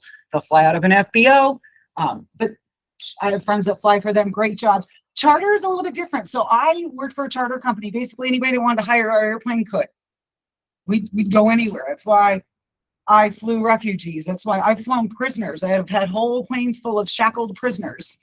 That was interesting. It's whatever group wants to hire you to do, whatever kind of flying you do. And so it's kind of neat. I got to see the world. I got to see places that I've landed at airports that we didn't know we were going until we got on the plane. ZZZ. It's because we were going to a top secret military base, dropping off military troops in preparation for going to war. And so those were places that the Americans were never going to land, but we did. And those are just things that happen. So those are the different kinds of flying. Skills needed. If you are interested in being a flight attendant, the number one thing I'm going to tell you, don't fall for a flight attendant school. Any company that says, oh, we can get you a job, don't. It is a waste of money. They're going to take all of your money. And at the end of the day, it is not going to help you get a job. Customer service, having a safety-minded focus, ability to follow directions, because let me tell you, everything about the uniform even is going like down to the color of your nylons. is regulated by your airline. They are going to tell you you have to follow directions. Be able to think quickly and make sound decisions. If you guys are doing ground school and learning how to pilot an aircraft, you're on your way to this already. Everything is about what happens in the emergency and can you handle it quickly. It should be muscle memory. Sounds hard, but believe me, the training does ingrain it. You just don't even realize it. Not required, but helpful. Foreign language. It's not easy to be a flight attendant. I will tell you, most people get told no 5 times or more. Statistically, it's harder to become a flight attendant than it is to get into Harvard. Every flight attendant training instructor will tell you that. Southwest opened their portal for interviews the year I applied in 2017. Took them 2 years to get through the applicant pools. I got hired in 2019 with Southwest Airlines. Most of the people in my class have been told no at least 5 times. I had 10 years of experience. It was a little different. I got hired right away. But foreign language, Delta is not hiring flight attendants at this exact moment.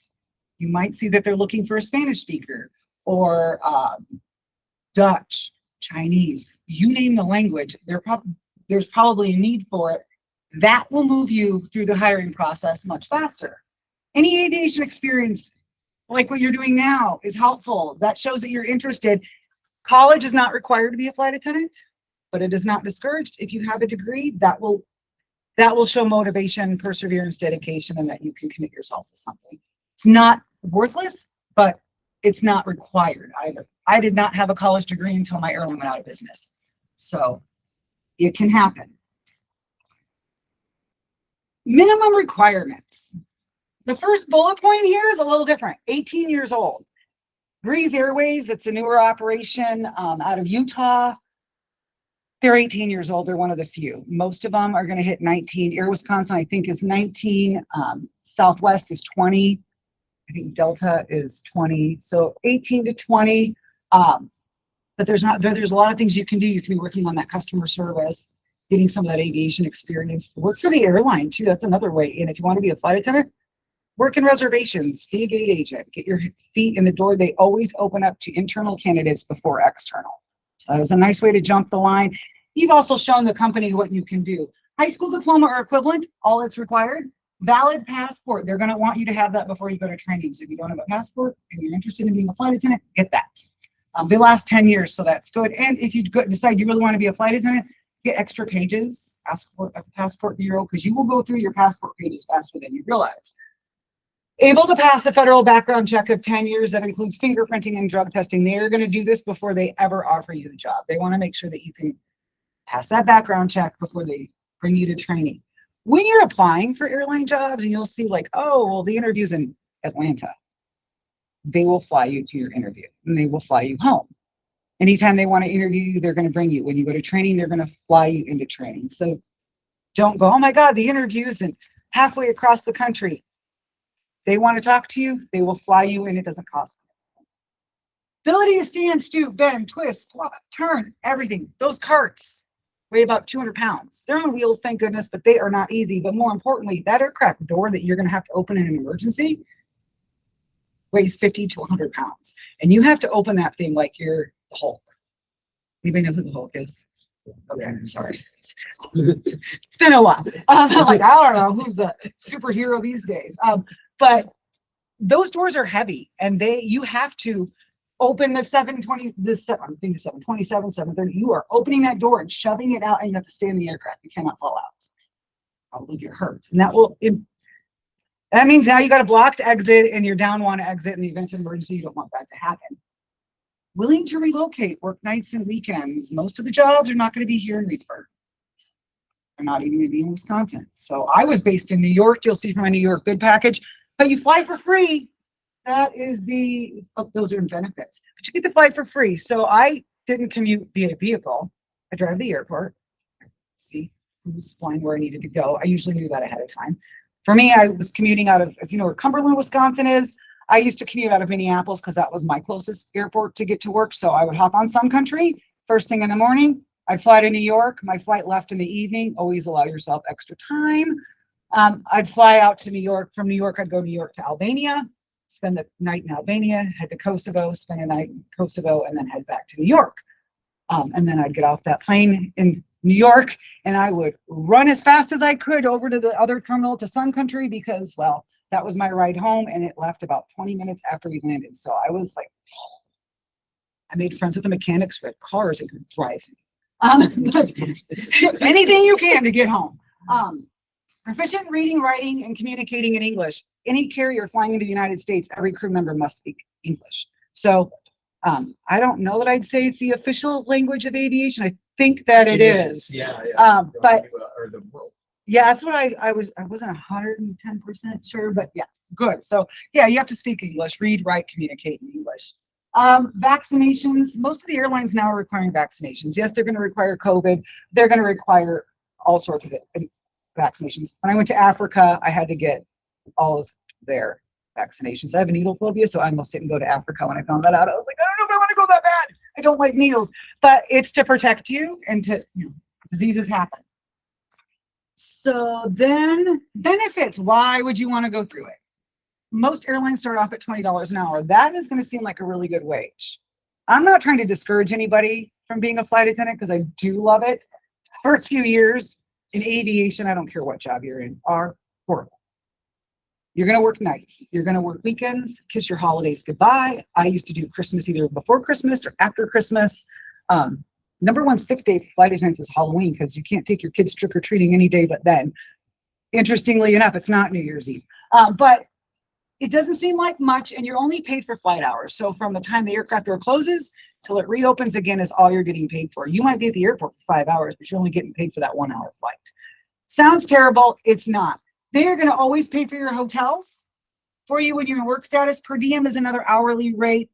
Ours back in the day was $1.80 for international. It was $1 for domestic. Basically, it's to cover your meals while you're on the road. You usually get it at the once a month in your paycheck, but they do reimburse you for that. Minimum of 12 days off a month.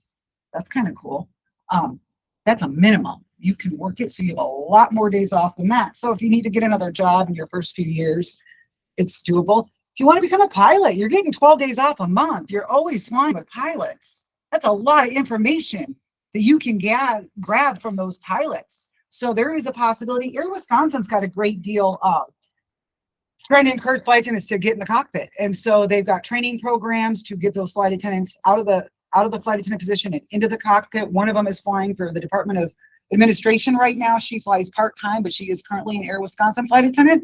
And on her days off from the flight attendant role, she goes and flies for DOA. She's building up her hours so that she can eventually transition over to Air Wisconsin and be one of their pilots. More than likely, once she gets all of her hours, she'll probably go to United or Delta or American because that is kind of the step. You only work 75 hours a month. That's your minimum. So if you're on reserve, what reserve means is you're on call. They control you. Phone can ring at any hour of the day. You have 20 minutes to return the phone call. You don't, it's a mistrip. It's like no show, no call, no show. But once you answer that phone call, you usually have 2 to 2.5 hours to make it to your airport, not the airport you fly out of, like me when I flew out of JFK. It was 2 hours to get to JFK. I didn't bid reserve because I had never made it to work on time. So it was only when I knew what my flights were. But if they never call you, you're still getting paid for 75 hours no matter what, whether you fly or you don't. Pilots are structured very similarly. But you have a 401k, some of them have profit sharing, retirement, and you always have vacation on top of that. So there were times where I'd have vacation and my days off. I never had 12 days off. I used to like to fly a lot, so I rarely had days off by choice. But on months where I had vacation, I would build it to a way and manipulate my schedule enough that I'd be off late.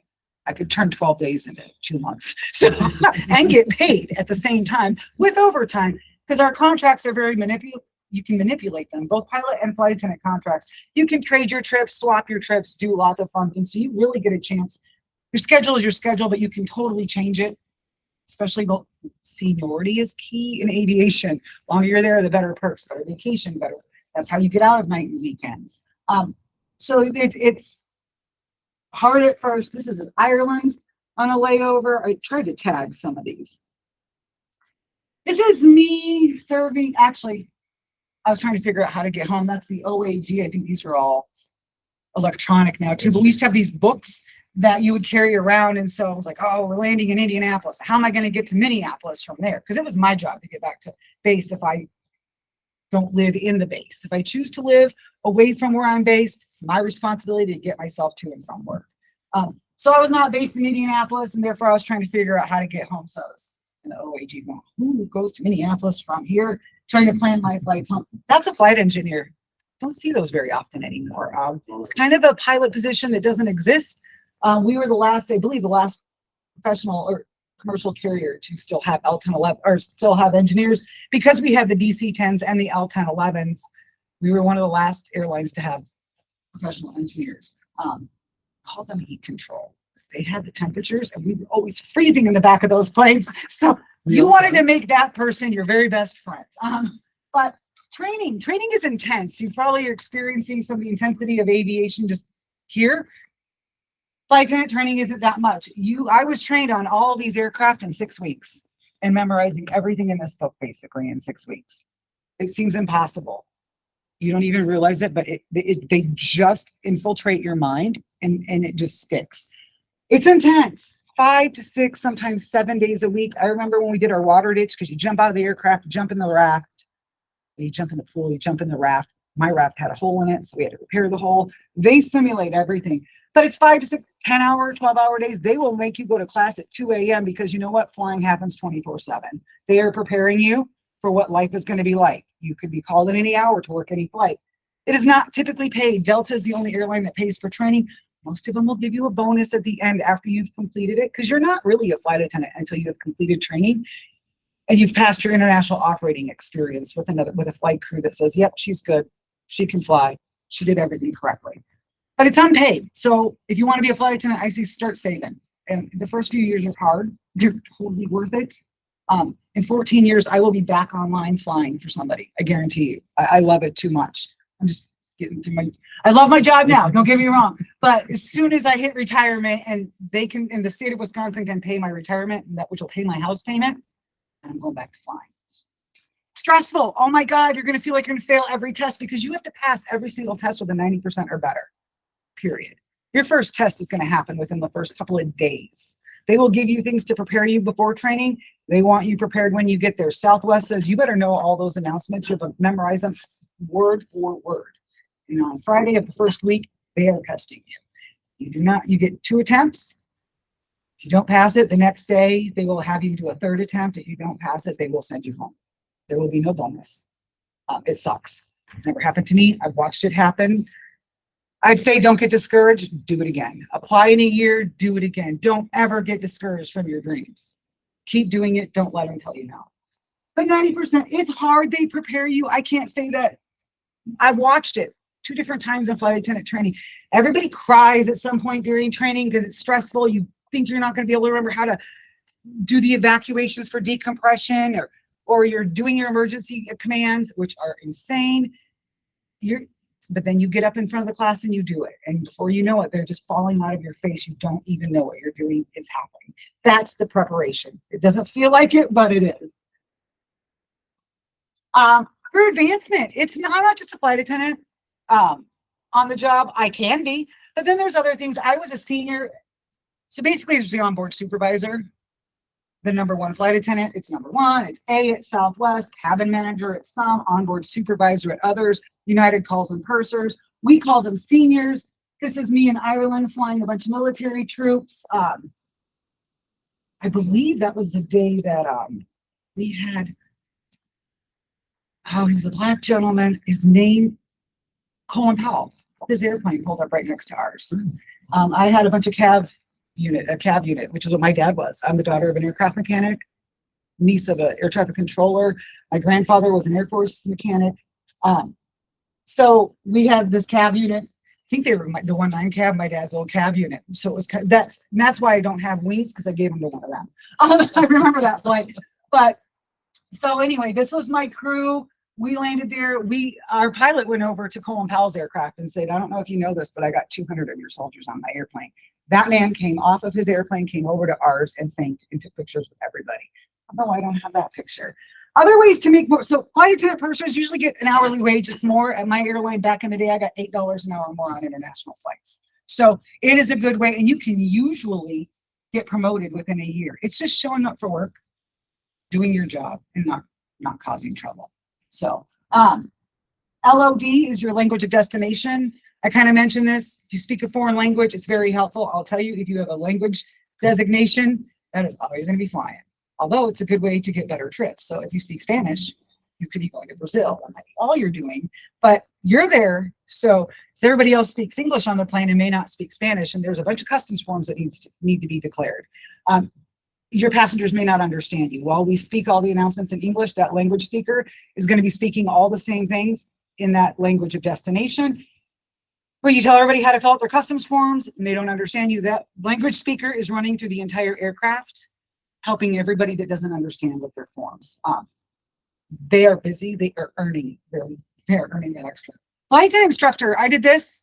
I taught emergency evacuations and first aid. So, like, how do you pre-flight a halon? Secure in its back bracket. Gauges in green. The pin is attached. How do you use it? And I would judge students or flight attendants, trainees on that. Evacuating the door, step through, foot first, inflate vest, outside, get into raft, sit down, release seat. Those are things, I mean, I can still, 727s haven't flown in how many years? I can tell you, that was the 727 overwing window exit door. So hard to remember. But there's other advancement opportunities as a flight attendant instructor where you train. You're not online, you're not flying, you're still required, you're still certified. If they need you and they're not hiring at that moment, so there's no training classes, you will be flying. But there's extra pay for that. And that's kind of nice because then it's more of a 9-to-5 job. So if you think, oh, I want to have kids or a family, I'd like to be home more, because we all change at different points in our lives, that might be a good option. In-flight management, you got your base managers, you have your head of training departments. So there's all that management, and they do promote from within. Everybody in any airline I've ever been to and I have friends. I have a friend that's a director of in-flight over at Spirit Airlines now. She started off with me as a flight attendant. She's over there hiring, so that's great. There are advancements. They want that practical. You know what the day in the life of a flight attendant is like. So that's who should be managing. Recruitment. They have, when they are hiring flight attendants, they will have a flight attendant on the interview panel recruiting you. And I'll tell you what those people are judging you on is, do I want to fly with you? Are you going to annoy me? Are you going to be able to handle it? Are you going to whine and complain the whole time? They're looking for things like that in the interview. Do I want to fly with you? So those are, it's not just a dead-end career where you fly. There are a lot of advancement opportunities. As I mentioned with Air Wisconsin, and some of the other airlines are doing this too. Due to the pilot shortage, they're trying to recruit flight attendants into the cockpit. I'm giving them another opportunity for advancement. So there are some really good advancement opportunities as a flight attendant. I did the PowerPoint mainly to stay on task. I am so passionate about this. I could go off on a tangent real quick. So I think I've kind of covered it. So just any questions? As you can see, I don't know what it is with me and birds. I was noticing this too when I was going through the pictures. I was like, I got a lot of pictures of me with birds. Some of the other benefits too, you don't just fly for free. So do your parents, so do your kids.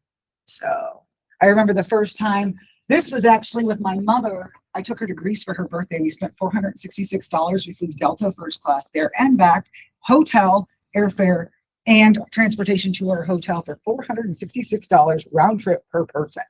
Couldn't afford not to go to Greece. You almost can't afford not to travel. I still get travel benefits as a retiree. Oh, look, I'm wearing the uniform. This is Eddie. Eddie and I went to flight attendant training together back in 1999. I'm going to say this is before 2001 because after 9/11 we got new uniforms. That's that one where I'm standing in the engine. That was the new uniform. But this one holds a special place in my heart.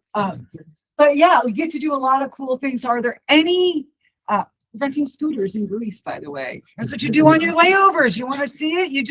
Your crew does things. I mean, you're there. Why not? It's a chance. That's what I say. When you walk through those doors, there's nowhere you can't go the minute you walk through an airport. Tell me where you can't get to, because you've got to fly. You can fly, take a bus, but it all starts here. So any questions? Yeah. What's your opinion on babies on planes? What are my opinions of babies on planes? This is called the flight attendant. Are they crying? Probably. Well, babies unfortunately, babies can't pop their ears. Most of the time they're crying because their ears hurt. So what I do with babies is sometimes you'll just get like a hot napkin and you put it in the bottom of the cup and like put some water in it and you put it over their ears. It forces their ears. Sadly, let them cry. Really the most effective way to get a baby to stop crying because of their ears, let them cry. Let them cry, give them the bottle. Yeah, that'll pop their ears. They're crying because their ears hurt. And until they pop, little kids with head colds, you can burst your eardrums flying with a sinus infection. Oh yeah, it's not a joke. I've almost done it. Your ears will bleed, it'll pop, you'll have blood coming out, but you'll get relief. And it will probably cause some partial hearing problems. Oh, have you ever had a situation where you had to like do an emergency? I've had a few. Yes. So yeah. And I hate to say it, those are kind of my favorite memories. I've had a decompression. Flight attendants are there to also, but just so you know, you probably won't know there's an emergency going on. I got a phone call. Every airline's got a little bit of different. There's a ton of codes that you have to know. Like ding means, those bells mean something. Yeah. So I got an announcement that I never wanted to hear as a senior flight attendant, and it was, will the senior flight attendant please come to the cockpit? They only said that if we were going to crash. And the flight attendants all are trained on the same thing. So every flight attendant on an L10, which I had 10 flight attendants, every one of them heard it. So in that exact moment, every flight attendant immediately, without passengers knowing, just went, oh no. And I went up to the cockpit with my pen and my paper that I always carried on me, and I wrote test, type of emergency, evacuation, time to prepare. There's an acronym for it. And I was like, what's going on? Art Taxman was my captain. Our FO was brand spanking new. Was his first, he was actually doing his check flight to get checked off on the aircraft, new hire. He was flying it. We were coming into Ireland. And I walked in, Art Taxman was the check airman checking them off. He says, I think we're going to land in the water. And I went, I'm sorry, what? He says, you need to prepare the cabin for a water ditch. We got a problem. I don't know that we're going to make it. That was all we knew. He's like, we're going to try, but I don't know. So then I walked out and I made the second worst phone call or PA you could ever, our flight attendants could ever hear. And that was because it was a wide bodied aircraft, lots of passengers. We had 382 seats on that plane. So we were all over. Normally you'd bring them into everybody gather around, you have a little session. But when you're spread out like that, the most effective way was flight attendants able, interphones. Then I got on this is flight attendant number 1, please count off. And then number 2 and 3, and they do it in order intentionally. Flight attendant number 3, that's telling me who's on the phone so that I know that I'm briefing everybody. And I told them exactly what was going on. We have a problem with the aircraft. I'm not exactly sure what it is, but there's a very strong chance we are going to ditch in the water. Pull out your manuals, go through your water ditch emergencies, and be prepared. That was all the information we had. That was all the information we knew.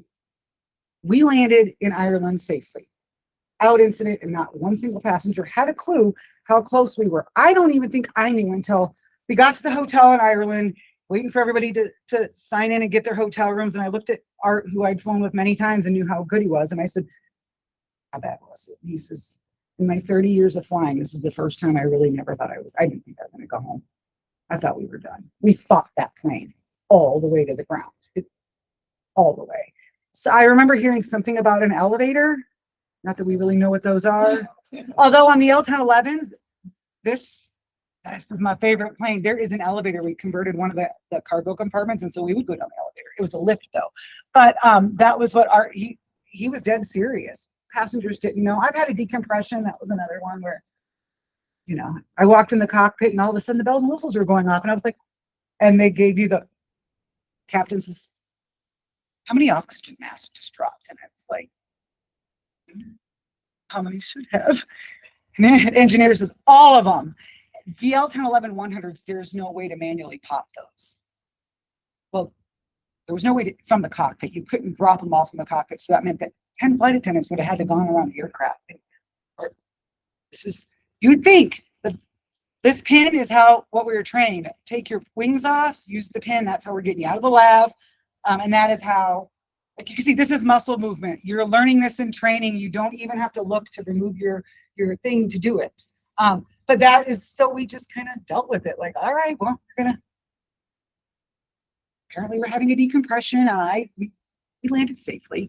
But that was the other thing is, okay. So engineer was down the galley actually fixing one of the carts that were stuck so that we could do our service. And so I was like, Jeff, you need to go up the cockpit. He's like, yeah, just a minute. I'm almost, I'm like, no, dude, there are bells and whistles and it's crazy and they're swearing up there. And he goes, and he went running up and I went running behind him. And when I walked in the second time, there were still bells and whistles. And I realized they don't have time to talk to me. I am not important at this moment. I walked to the back. I called my flight attendants, their phones, please, and said, I don't know what's going on, but there's bells and whistles. Because that plane had that basement, basically, where we had all the carts stored, we had to get 10 carts back down to the basement ASAP.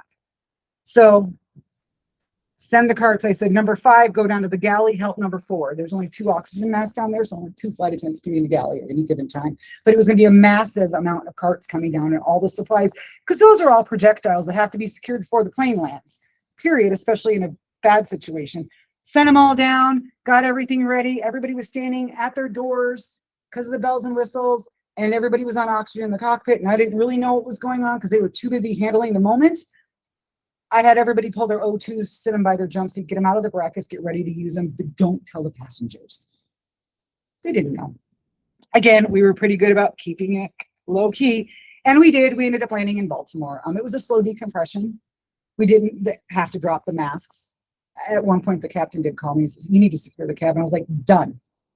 That is what your flight attendants are trained for. Water ditches, obviously, I mentioned them, are not great. You've probably heard of the flight on the Hudson. You ever read what Captain Sully wrote? He talks about when he landed and when they stopped on the water. And one of the coolest things I think as a flight attendant is, he said, I could hear my flight attendants had already started the evacuation. They were doing what they were trained to do, which meant he didn't have to tell them to do that. They were doing what they were supposed to be doing. All he had to do at that point was whatever his job was. They don't have time in an emergency to focus on what flight attendants are doing. That is our job back there. We are keeping everybody safe. We're doing first aid. I've had heart attacks. That's probably your most common thing on an aircraft. People are getting sick.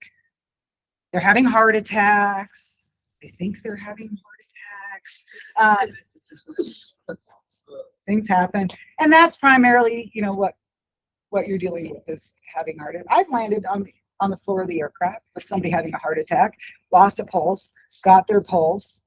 We have to secure them. They were in the aisle. What are you going to do with them? Well, you got to secure them. So there I was in a dress, trying to be a lady, but make sure they don't move. And another flight attendant was on their feet and trying to make sure. We didn't want them sliding. It wasn't safe for us either, but we had a projectile on the floor of the aircraft blocking exits, and so we have to do that. Landed in Lincoln, Nebraska. I got yelled at because how dare you divert my flight? How are you going to compensate me? I was like, dude, somebody died. That's why we're landing in Lincoln instead of Chicago. And he didn't care.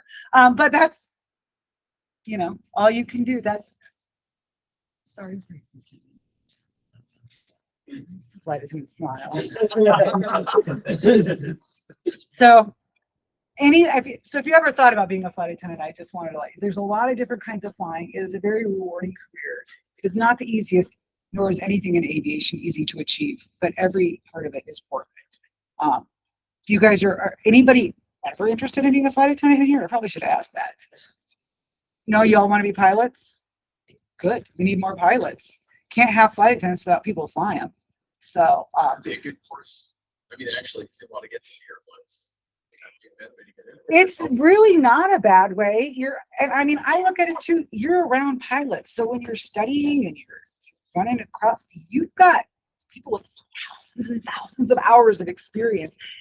Unlike a pilot, we can fly anything.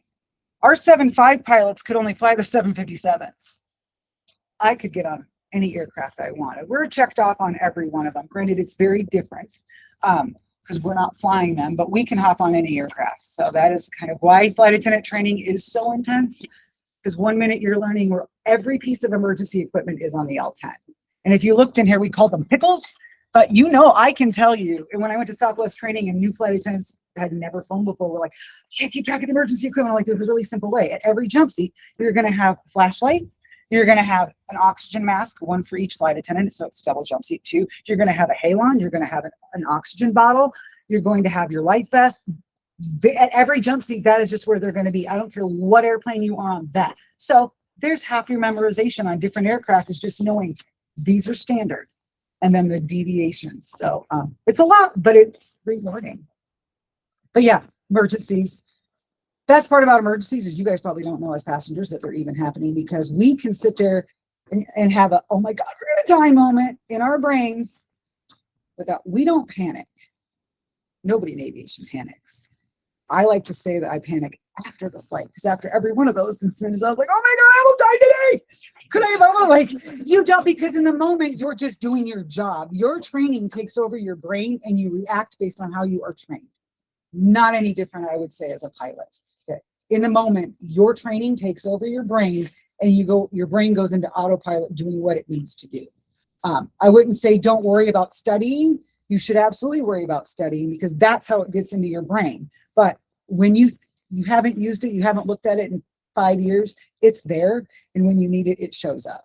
So would you say that about, I would say that's a general blanket. It's there. So